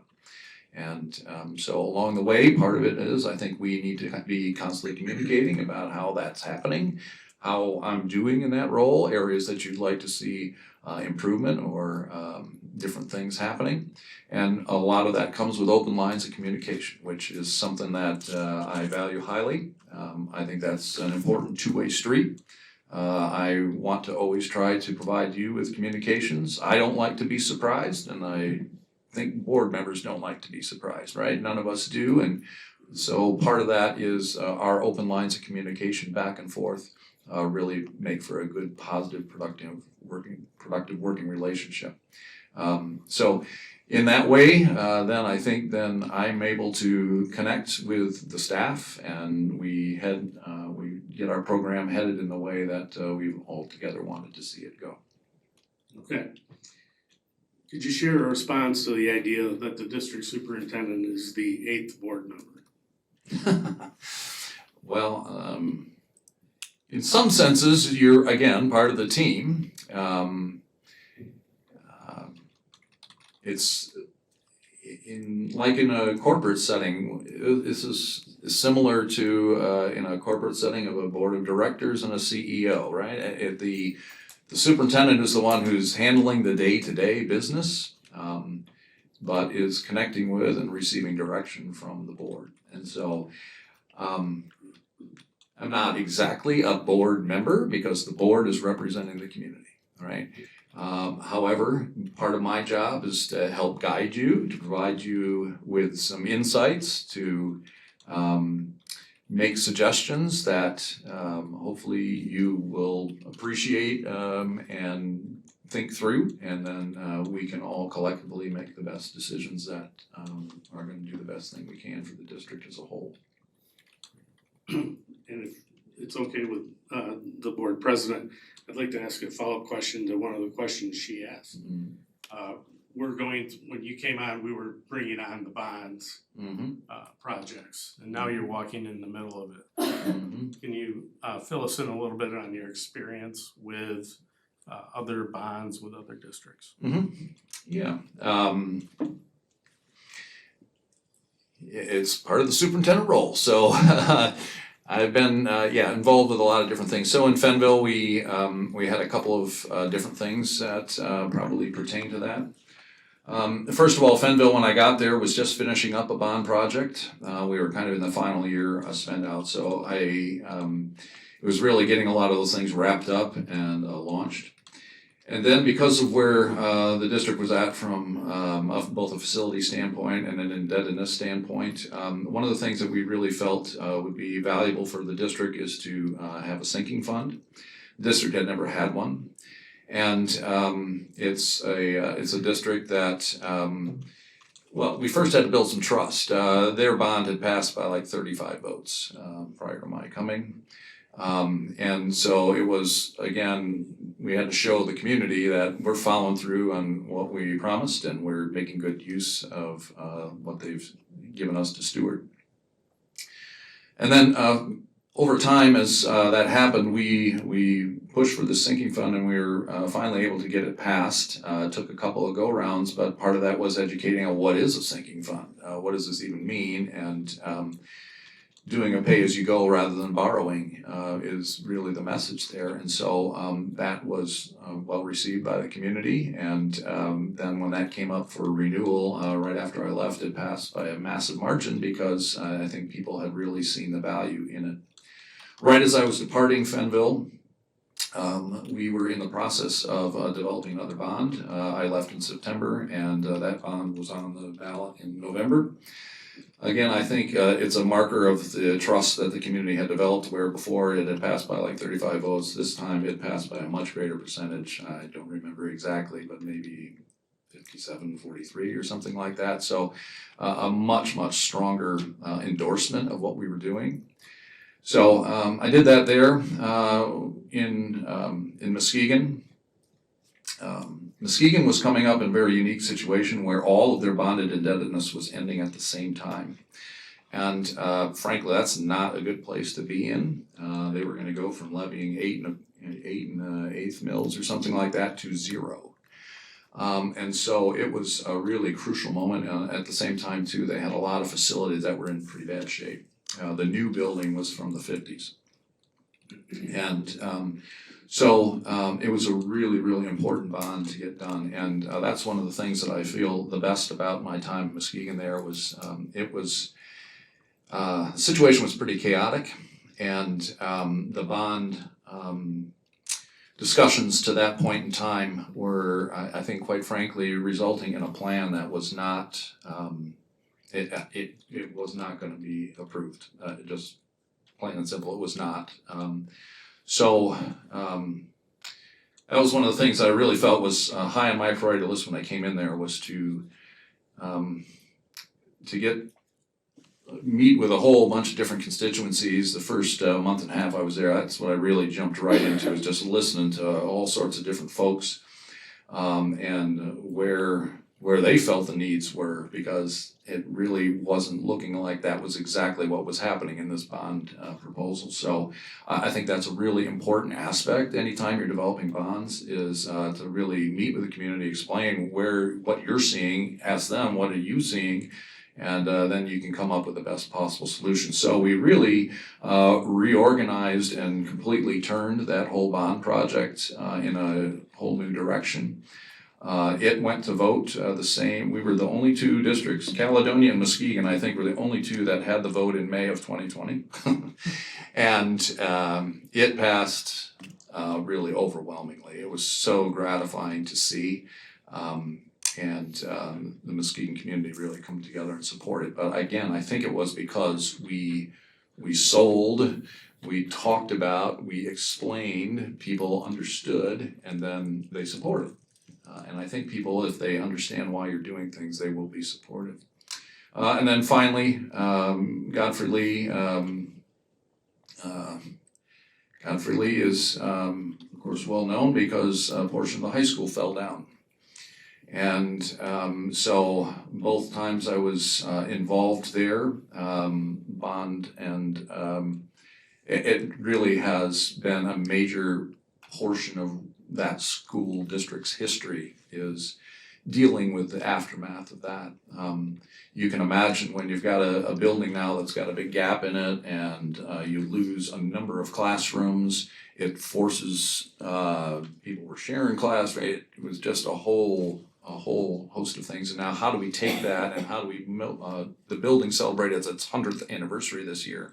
So how do you marry that with a new a building portion that meets the needs moving forward? So Kevin Polson, my predecessor there, is now at Kentwood. He was a big part in getting that passed, but then it fell on me to administer the bond project and make a lot of the decisions in conjunction with the board and with our facilities team, making some of those decisions to get those buildings constructed well. And so I have not yet walked in it, but it's just apparently finished, the main portion of rebuilding that section of the high school that had fallen. So I want to go see the work and see what came of it. But it's going to bring new life to the district, and that's the same kind of thing that I think anytime you do a bond project and do it well, it's just another point of pride for the district that they can really rally around. So I think I've had quite a bit of experience, but you always learn something new. I've never worked with building a pool before, for instance, so I'm learning some new things, which is really exciting to me, interesting. And so I enjoy that kind of work. Thank you for the details, appreciate it. Mm-hmm. Thank you. Katie? Obviously, staff relations are super important. Mhm. Tim touched upon it, but how have you or do you plan to maintain a good working relationship with the staff, especially during challenging times, as opposed to board staff relations? How do you plan on doing that? Well, a lot of the same principles apply. I really think whenever you work with people, it's getting to know them, it's valuing them, it's listening to them, and developing a relationship. And that relationship's got to be built on trust and openness.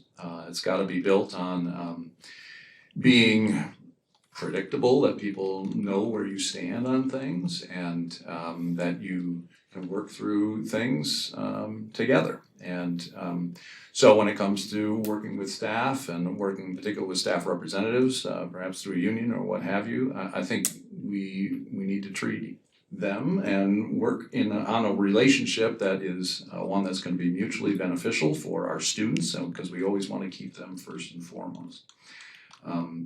Listening, being reasonable, and being somebody that can be trusted, I think is a really key part to that. And if we can do that, we can work through most of every issue that comes up. We're not always going to see eye to eye, perhaps, on certain things. And like you say, if we enter into a time when the finances are a little tighter, that's going to be a challenge. It always is. It isn't one that makes me happy, having to deal with things like that. And like I alluded to, that was 8% we had to cut out of the Fenville budget there early on was not fun. But if you do it right and you do it well, and you again try to educate and work together to say, well, here's the situation we're in. I mean, what ideas do you have? I think that can really help to keep a relationship going. Right, my last question is, what, if any, differences would we see between you as the interim superintendent and as the permanent one? We're getting to see kind of a pre-application every day here, but what are we gonna see a difference between last week and future? I try to be what you see is what you get, is what I try to be. I think what moving into the long range role, maybe as I alluded to a little bit earlier, will just provide me with the opportunity to have that longer range view and develop and set that kind of thing a little bit better. I think back to the first time I was here and some of the things that were happening, and when I sat down with Diedrich, we spent probably 3 days together going through a variety of things and just talking about various issues and things that had been happening in the district at that time. And there was a part of me that was like, man, I wish I could just see some of these kind of things through. And it's been nice to see the strides that the district has made. I think Mr. Martin did a tremendous job, Dr. Martin did a tremendous job working through a lot of those issues that were facing the district at that time, and bringing a lot more stability. So I guess that's something that when I move into this position with your blessing, it would be that I would be able to take that kind of longer range view, help work on developing the vision that we've kind of been alluding to, and have that opportunity then to see it through. It's something I would really appreciate and enjoy. You never get from here to there without evaluating and making tweaks and adjusting along the way. And again, I think that's something that I do fairly well, is to really analyze and say, okay, how can we make that happen? So you'd probably see a little bit more of that from me at that point in time. Because in the interim jobs I've done, basically by now I would be wrapping up. I mean, I've kind of been in 6-month stints, and so that's one of the things that's been already a little bit different here, but hopefully moving forward we can continue to work on that. Thank you. So as she mentioned, obviously this is a little different circumstance, if you will, to be in a space where we kind of get to see a trial run, if you will. So as we watched you work and you've been in this spot, please know that the questions that we've asked, we've tried to ask them in a way that you know, there's some things that we're seeing and certainly, you know, trying to glean a little bit from where you've been. We appreciate you taking the time to do those in that way. Do you have any questions of the board? I really don't. I mean, that's one of the things that is also different about this particular process. If I was interviewing in some place where I didn't know, and the first time I came, I had some questions for you 5 years ago. But I think I've gotten to know the district and gotten to know you well enough, and I'm good. Okay, thank you. Sorry, board members, I didn't tell you that I was gonna ask, but we do appreciate it. We appreciate you taking the time to be here. We appreciate the leadership that you've shown to us on all occasions that you've been here, working under Daryl with our shared time programs as well. So at this point in time, I'm gonna say Well, thank you. can I Oh, just sure. wrap up with a couple things? Sure, So, absolutely, please. not really questions, but again, I just wanna first of all thank you for entrusting me to come on board as an interim. And for, again, many of you, that was a little bit of a leap of faith. You didn't really know me well, but I'm also appreciative of the fact that our relationship has gotten to the point where you're willing to have me come in for this interview. So I thank you for that. I just want to wrap up by saying I think that this district is obviously a wonderful, wonderful district, and it's a great opportunity. One of the things that has been really on my heart is that the ability to have us get from where we are to where we need to be is one that's going to take some work.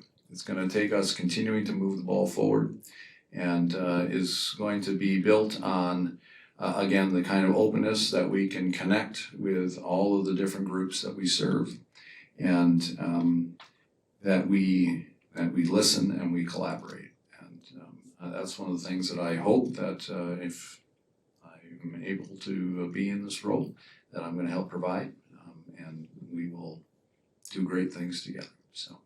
Thank you again for this chance. Thank you very much. We will follow up with you and let you know what our decisions land on this, so we Okay. appreciate the time. Thank you very much. Thanks. Yeah, have a good night. At this point in time, I'm gonna ask, board can take a quick couple minutes here. I'm gonna ask community if you would please finish filling out your sheets and then get those, which way would you like them to go, Michelle? Or Kelly? Okay, right here in the back? All right, Kelly will take those in the back of the room or just pass them down to the end of the row, whatever you feel most comfortable with. And just, board members, just a few minutes if you need to take a break. Okay, thank you. Make a copy for everybody, so everybody has a copy of each sheet. Pass them around.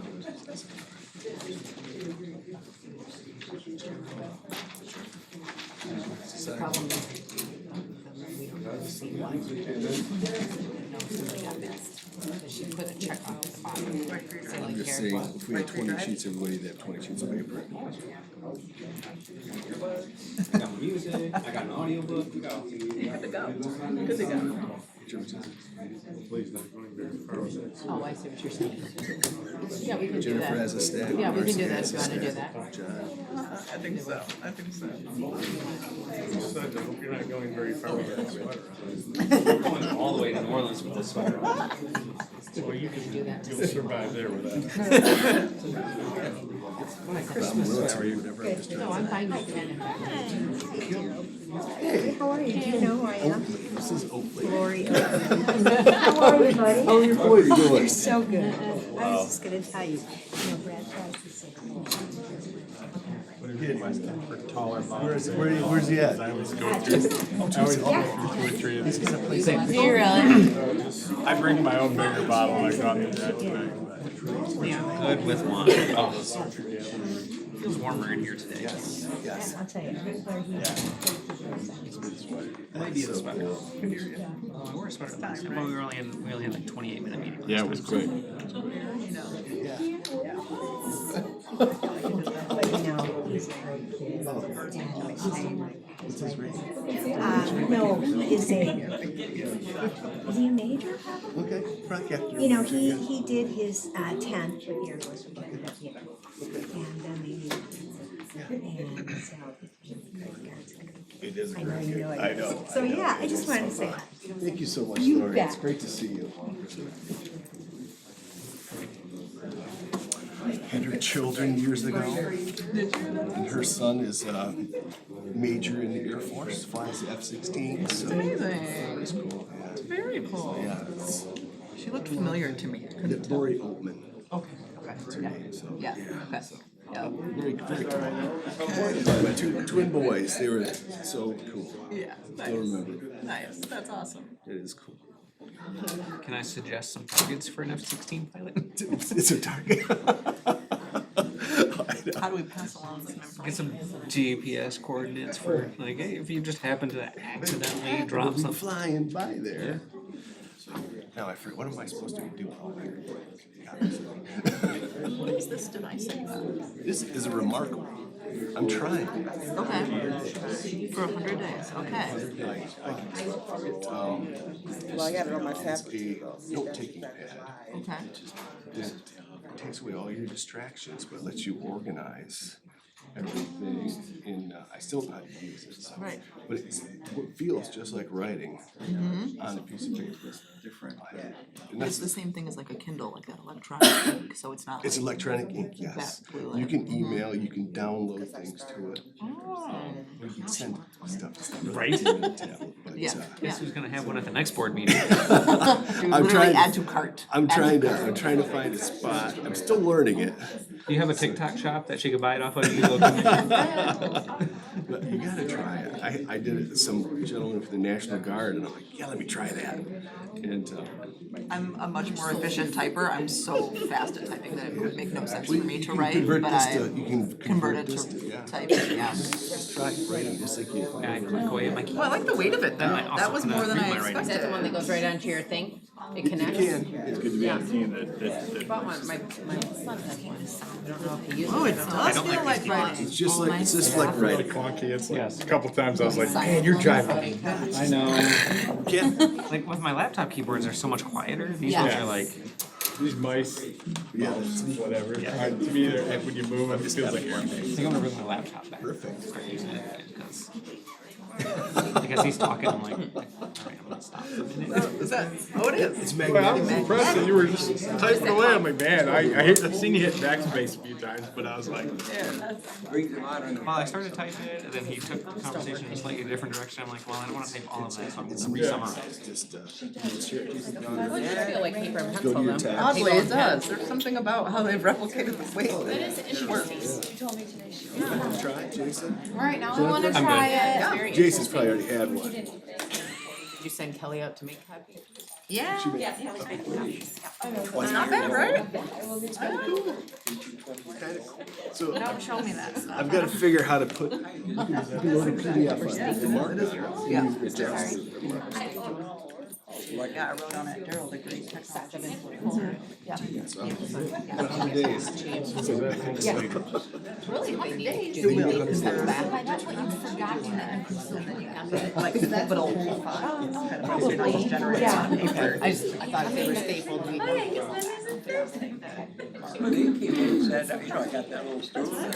You can also send stuff via email to yourself.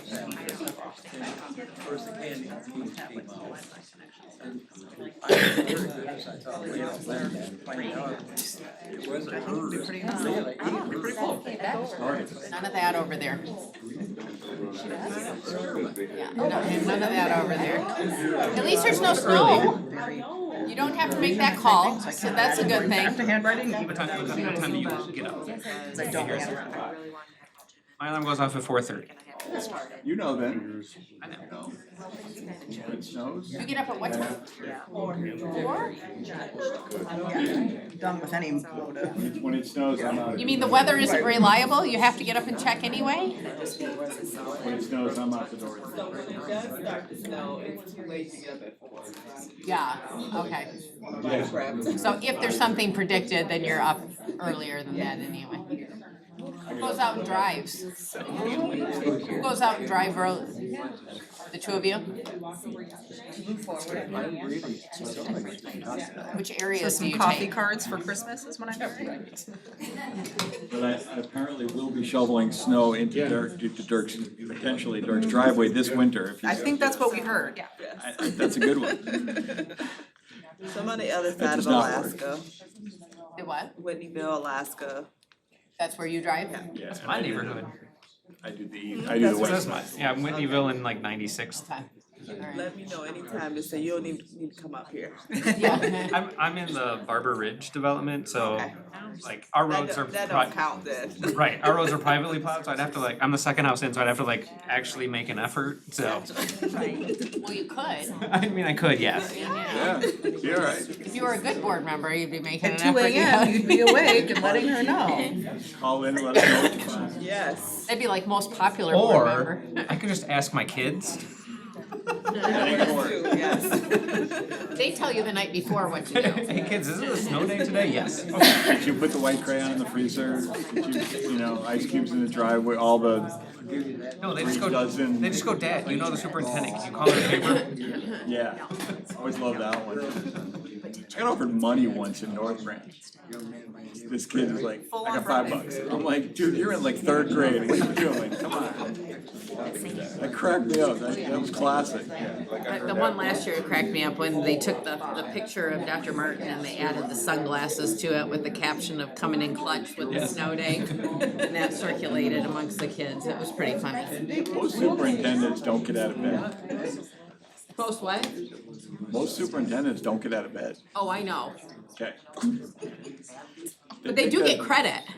Yeah, that's cool. Get a lot of credit. They take the phone call and they call each other. Yes. So should I have asked that question? You should. Would you get out Let of me bed? ask You you, gotta 'cause come I out and would check. Do you plan on getting out of bed if there's predicted snow? How many snow days have you called? The deal is though, by the Probably not a emails good that I get, he'd already be awake, so you could just simply tell him. I'm actually the hard ass. I'm difficult to convince. It's funny. That feels on brand. He wanna go. he has Very softened a on little brand. bit since I came. I believe it. Faking it. No, you're not. I think you should just post the question to the Facebook groups and let them decide. Oh, yeah. Oh, please There you don't. That would be the best way, just be like, hey, should be a snow day. Can I tell you, the Actually, Kettering Community Schools account should just post and say, how are the roads? transportation supervisors are on.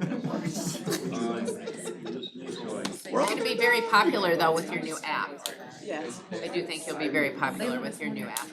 I Oh, absolutely. yeah. So, yes. I am so looking forward to it. I mean, I'm sure it will cause some problems somewhere along the way, Yeah. but I think that it will be So a my popular thing. hope though is to have some pilot in the summer for, if we have summer school, just to get.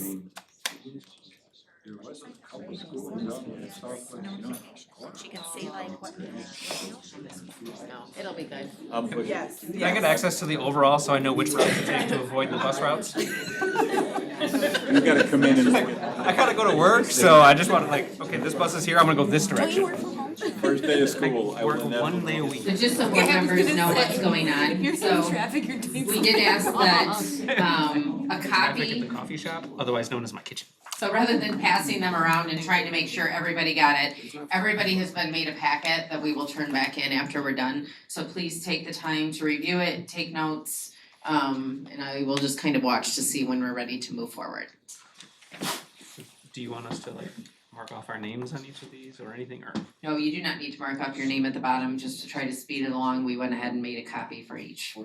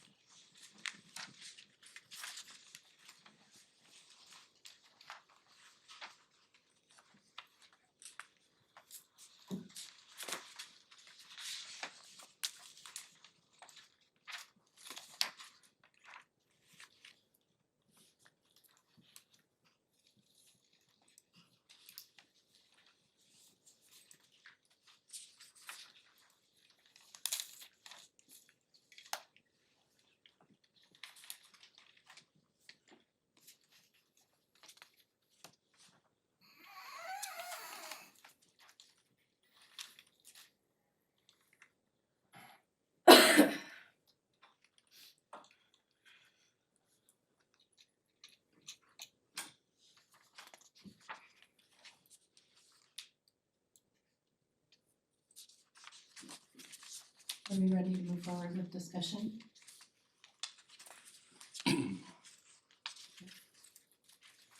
Are you good? Yeah. Okay. So as we enter into this discussion and get feedback from each board member, I wanna make clear that we really hopefully are leaving here tonight with an additional action item. So that additional action item would be that we are looking to move forward and offer a long-term contract to Mr. Dirk Wheeldryer and consider him as our next superintendent. Or that we would be looking to go into a different kind of a search, which would be putting out a request for pricing proposal to an executive search firm that would open it up in a different way. So let's go around the table, maybe in the same way we did for questioning, just to get some feedback, some thoughts on what you heard, direction you are thinking that you would like to go, any questions that you might have for other board members, anything that Daryl could answer as well. John? Sorry, I don't mean to put you on the spot. Are you okay with going this direction? Yeah, Oh, I'm that's fine. sorry. Can I say something first? So we did find another form that we're Oh. making copies of that was left Okay, can hold for just, by the door. oh, okay, So we'll have that in just a second. all right, let's just hold then for a minute. Yeah, thank you. Thank you to all of you for your patience.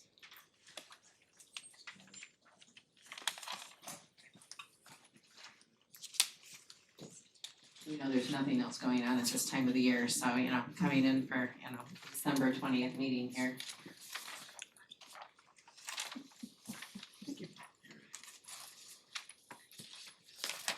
Thank you.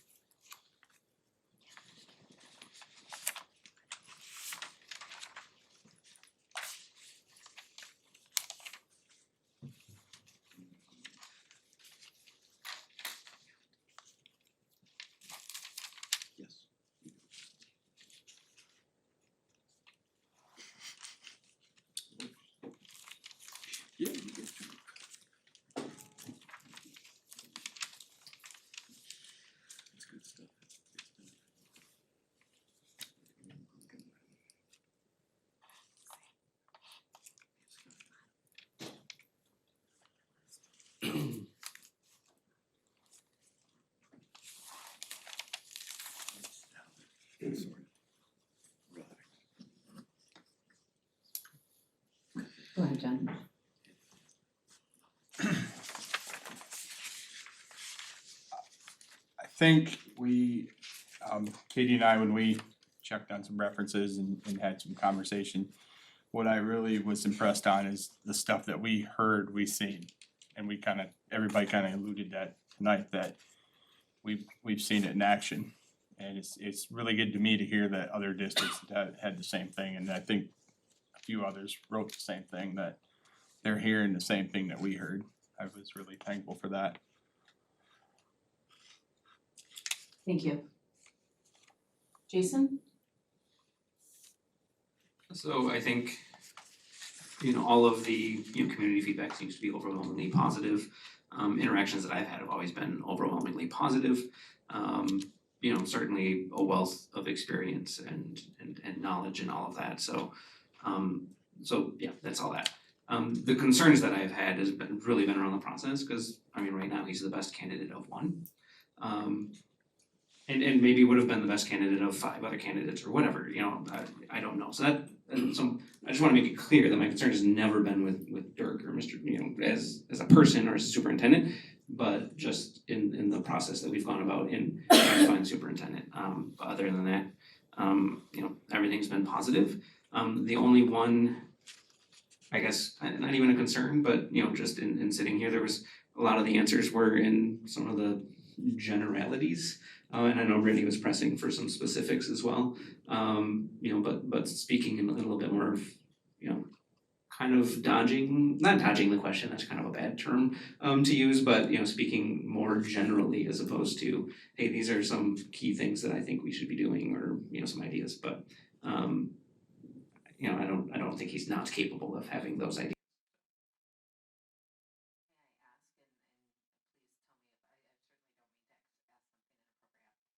You look at him, because I think this is important for all of us to know, and you look at what we put out there for posting, if you will, our wish list for a superintendent.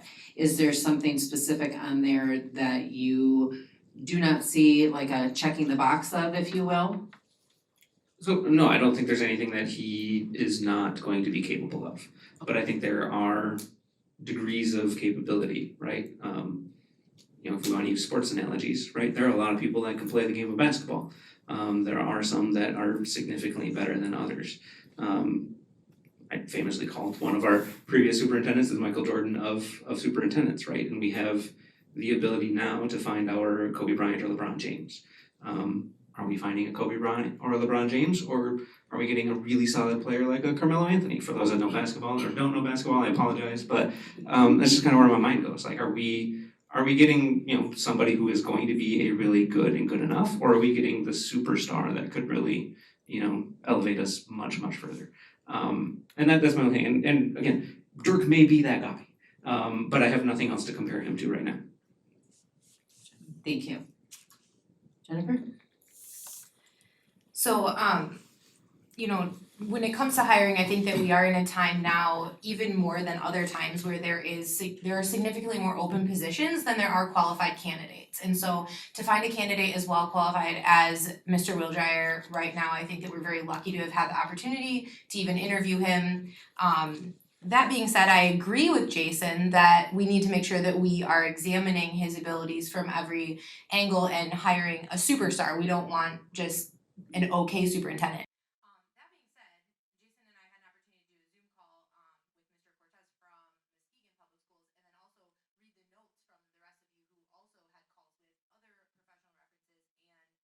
think that we did get our answer. I think he really does have those superstar qualities because, and I know that this has been said already tonight, when all of the strengths that we have seen at his extended 6-month interview are things that those references brought up and told us. Without us asking about it, they told us the same strengths that we've been seeing. So I think that it's highly unlikely, if not impossible, that we would, after hiring him, be surprised with his demeanor, his communication style, or his abilities. I think that, you know, we've had an opportunity to see what he truly is. I think, you know, he's familiar with Caledonia. He's focused on the kids. He wants excellence. I think that when it comes to things like specifics, I understand where Jason's coming from with your comment. But for me, I interpreted his reply to be more of the specifics are things that he would like to collaborate with the different stakeholders and hear from us what our vision is rather than impose his own vision on us. So I know teachers have written comment cards, but also we've heard from teachers directly, I think over the past few months, wow, he's so present in our district. And so if the teachers have needs, the administrative staff has needs, or we as a board are communicating needs that the community has, I am very confident that he'll be receptive and responsive to our vision as a community, you know, altogether. So that's my response. I think that he has all the qualities that we're looking for. Thank you very much. Brittany? Yeah, so I have to say that I agree with my read of the references that we've received and the discussion that Tim and I were able to have today with Mr. Provost. One of the things that I think his references discussed and that he really said that is apparent to me is just he has a commitment to children in all aspects of the role of superintendent. And that is, we heard tonight, like, it's a lot of aspects. There's a lot of parts to this job. And I do think that I really personally appreciate that that's the thing that he keeps in mind first.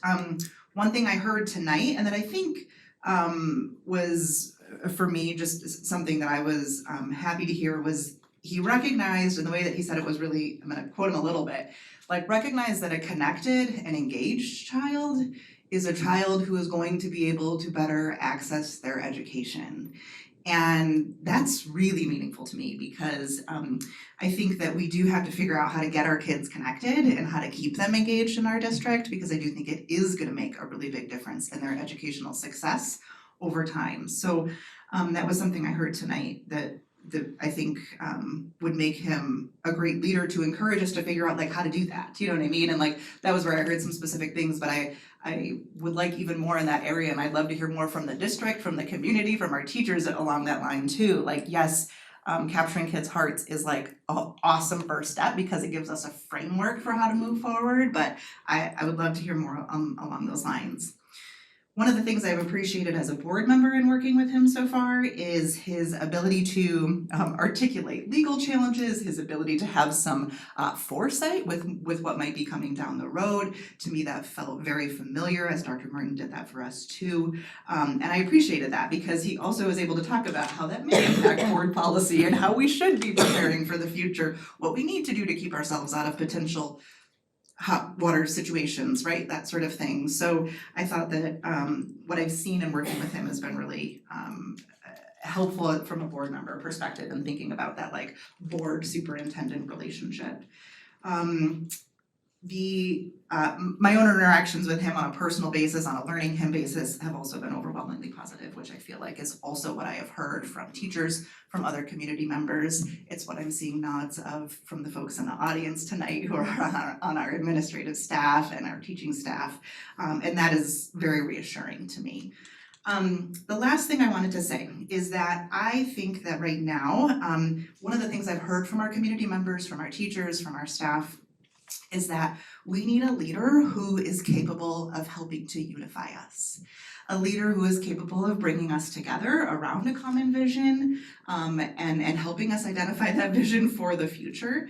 And I think it is a testament to his ability to be that leader that so many people have reached out and say, hey, I've had this positive experience. I felt really heard in this situation. I felt listened to in this situation.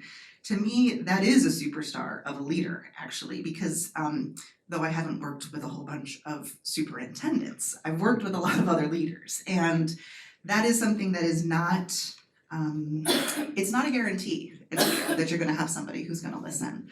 And I think that it's really important, and it is the thing that ends up building trust. Trust is how we build community. Trust is how we go forward together. Thank you, Brittany. Tim?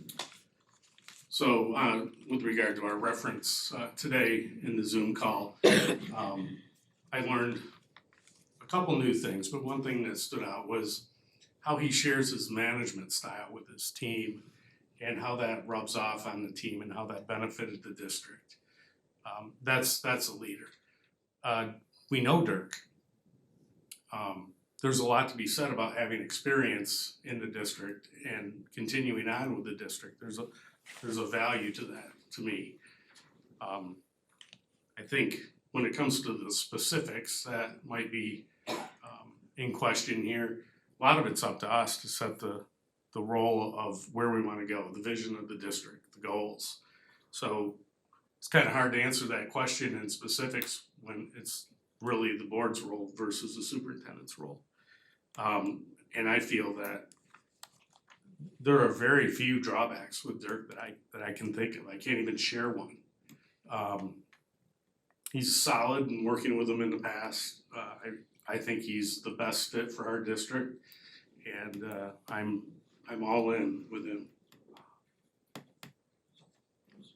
Thank you, Tim. Katie? So one of my questions that everyone heard was about the difference between permanent and interim superintendent. And I feel like the difference is between babysitting and parenting your kids.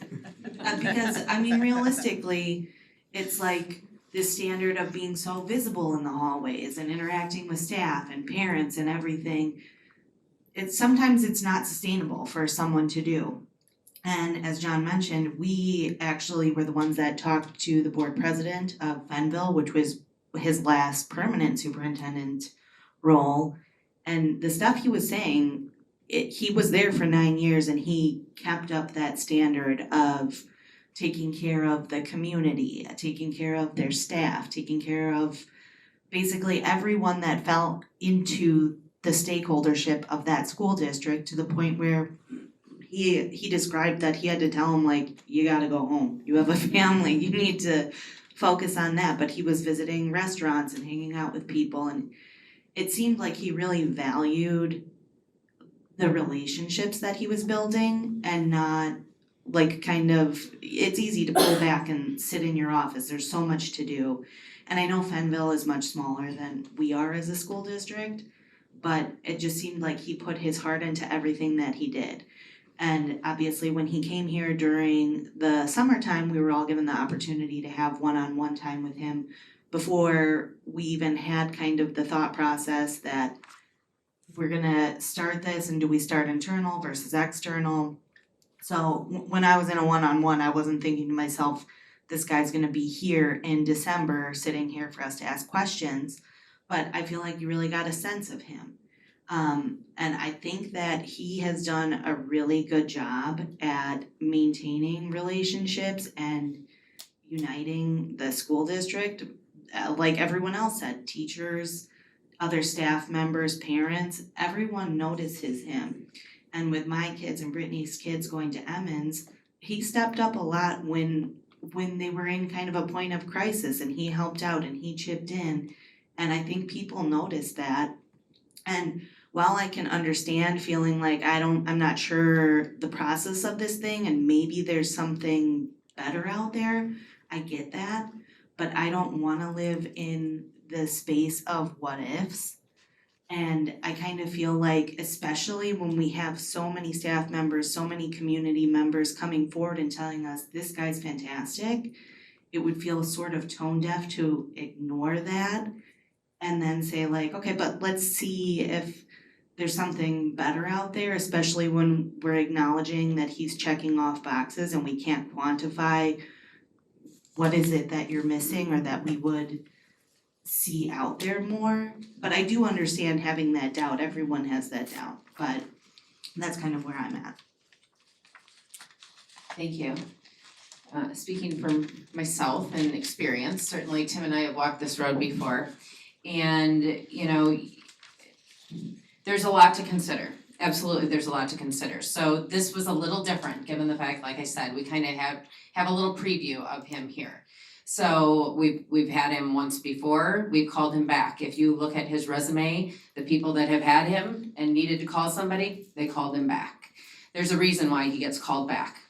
And certainly his performance speaks for itself. One of the things that we would look for as board members would be not only to have a superintendent, but to look for a successful superintendent, not just that you've served in that role. And he certainly brings a variety of experience, as well as his continued work with the Equity Caucus, and then serving in various districts from there, continuing to work under Daryl with our shared time program. So when we look, we're looking for that visionary leader. We're looking for somebody with those strong communication skills, somebody that's gonna motivate and be an inspiration to our staff, somebody that our community looks that they can go to, that they know that is that visible face out there. I think that we do see those things in there. I appreciate for all of you, I don't know exactly how this happened, but when I sent out the email and gave everybody a contact to get in touch with, the contact that I gave to Brittany and Tim was not who they ended up talking to, which actually worked out just fine, but I'm not exactly sure where all that got sideways, but they ended up speaking with an assistant superintendent from Godfrey Lee, who does happen to be a parent in our district, and took the time to come tonight as well, and I spoke with him.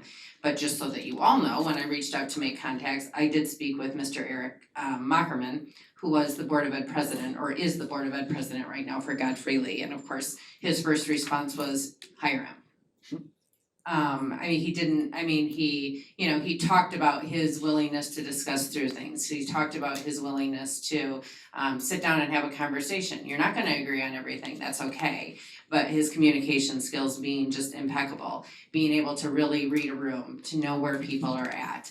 I heard all of the same things. I read all of the feedback that you provided, each of you provided in groups to the rest of the board, and I do appreciate that time, especially on such a tight time window. Turning around to this interview in such a tight time window, thank you, because this is important for the district that we know where we're going as we head into this break and coming back in January. So I think that I too would be, I am comfortable in proceeding forward in this. I think that he could provide, or I think he would provide a great deal to this community going forward from here. So I think he has invested in us. I think that he wanted to be back here, and I think that he's invested in our staff. He wants the best for all kids. He's clearly a lifelong learner himself. You can see the joy when you can ask him a question that he can give you such in-depth knowledge on. And he does bear a wealth of information in so many areas. So I just want to say thank you to all of you for stepping in and for working together and in this process. Is there anything that anybody would like to add? Because we would need, Jason, go ahead. So I don't wanna be like the negative all the time one, but I always look at things critically, right? We talked a lot about the references and we talked to references and everyone has glowing recommendations. I don't know about you guys, but when I go apply for a job, I always look for references that are gonna say hire him, and speak to my good qualities, right, and not some of those others. In the past, we've been able to go to, I mean, there's no other district to go to, but like, in the past, we've gone to other districts where we can ask people that weren't necessarily listed as references, hey, how has it been going, right? So I think references should be taken with a grain of salt, because you're not gonna put somebody on there that's gonna say, oh yeah, this guy's a bum. So just want to be critically for that. And then, just where I'm coming from on the, speaking in generalities and not bringing stuff to, like, he talked about 8-person team, we've talked about the 8-person board, right? So at some point in time, I believe it would be incumbent upon him to bring ideas to us as well, right? While we're ultimately responsible for it, right, as part of an 8-person team, right, to bring ideas. And that I wanted to hear more of that. And again, I'm not saying he can't do that or he won't do that, or he's not even capable, because again, I like him. I've liked all of my interactions with him, but I just wanna make sure that we do what we should do, and that is look at things critically and understand it as we make the decision. So. Thank you. Yes, I do appreciate that. And Tim and I would both speak to the fact that when we went through the interview process last time, the search person absolutely told us, don't bother to provide references. References are never going to be, negative. Certainly, we're all aware of that.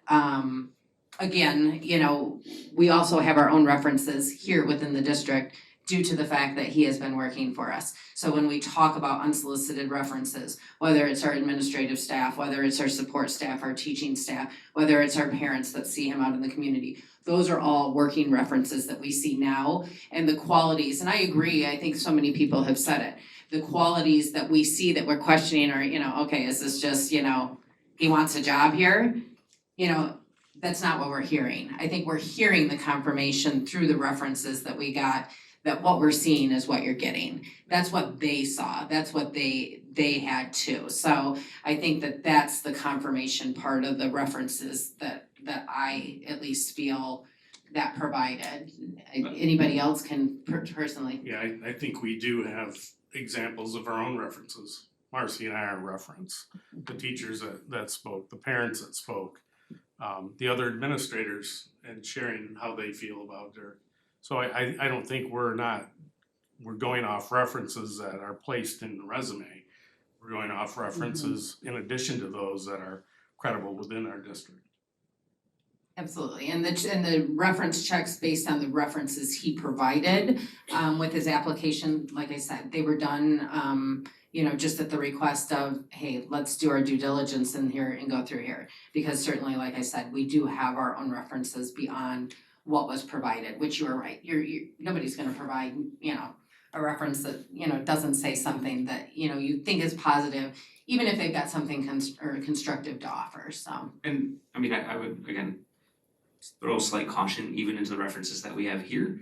Because I think to Katie's question and to some of the beliefs, right, the actions and decisions that are made as an interim are going to be different than as somebody who is here for the next 3 or 5 years. There are differing consequences to decisions that are going to be made as somebody who is not going to be here after June 30th versus somebody who's going to be here for those next 2 or 3 years. So I would say even temper some of that. But again, all of that, everything's overwhelmingly positive. I'm looking at this just more as from a critical eye, because I feel like we can't just, oh yeah, everybody loves him and let's just move forward. That we should at least pause, think, and go, okay, are we doing the right thing? And maybe we are. So. Thank you. Any other additional comments? I'm sorry. I guess I would just echo what Katie was saying earlier. When we had our one-on-one meetings with Dirk, when he first came here, I don't think that any one of us thought, oh, this is somebody who's gonna apply for the permanent position. I think we were all kind of under the impression that he was just here temporarily. And so we were able to ask him a lot of questions and be critical and, push him on his opinion on different things, challenges that we may be facing. So it was kind of a unique opportunity because usually you wouldn't be able to ask questions until you already know that the person's applying for the job. So just to speak towards references, I feel like all of us had an opportunity to ask him questions without even knowing that he was gonna eventually apply for the job.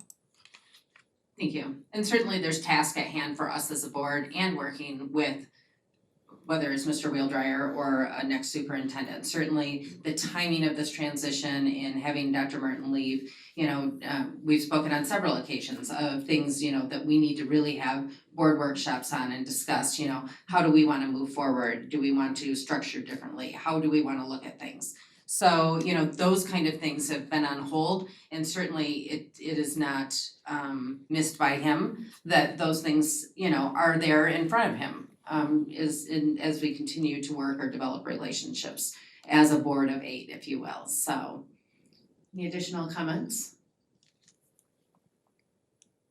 Go ahead, Katie. I do, in looking, cause I wanted to double check, when we look at his resume, I get what Jason is saying about you're gonna cherry pick the ones that are going to sing your praises. But realistically, he only sent us references that applied to his superintendent role. And he picked all of the ones that he's done, and it made sense, like president or superintendent, not like, one of the receptionists or something like that he rubbed everyone wrong and he had to pick someone from that school district. And we spoke to the board president, Muskegon, they spoke to the board president, and then you guys were the assistant superintendent of Godfrey. I mean, I think, and you spoke to the superintendent of Godfrey, right? I spoke with the board president. I don't know what That's I'm okay. doing anymore, but the point is they weren't like all over the place where it's like, okay, clearly you've rubbed someone the wrong way, so you have to pick from that district and send someone our way, which I think means a lot, because that is the first thing that I look for. Is it like your friend, or is it a person that would report stuff? And I guess I would assume actually that board presidents would probably have some of the more critical eyes, because it's a high standard. They're gonna be honest and say like, this is what we had to do with him or for him or whatever, and we weren't impressed with, so that's, I guess, my 2 cents on that. Thank you. Anybody else? No? Right, then we are in a spot where we can either feel free to bring forth a motion.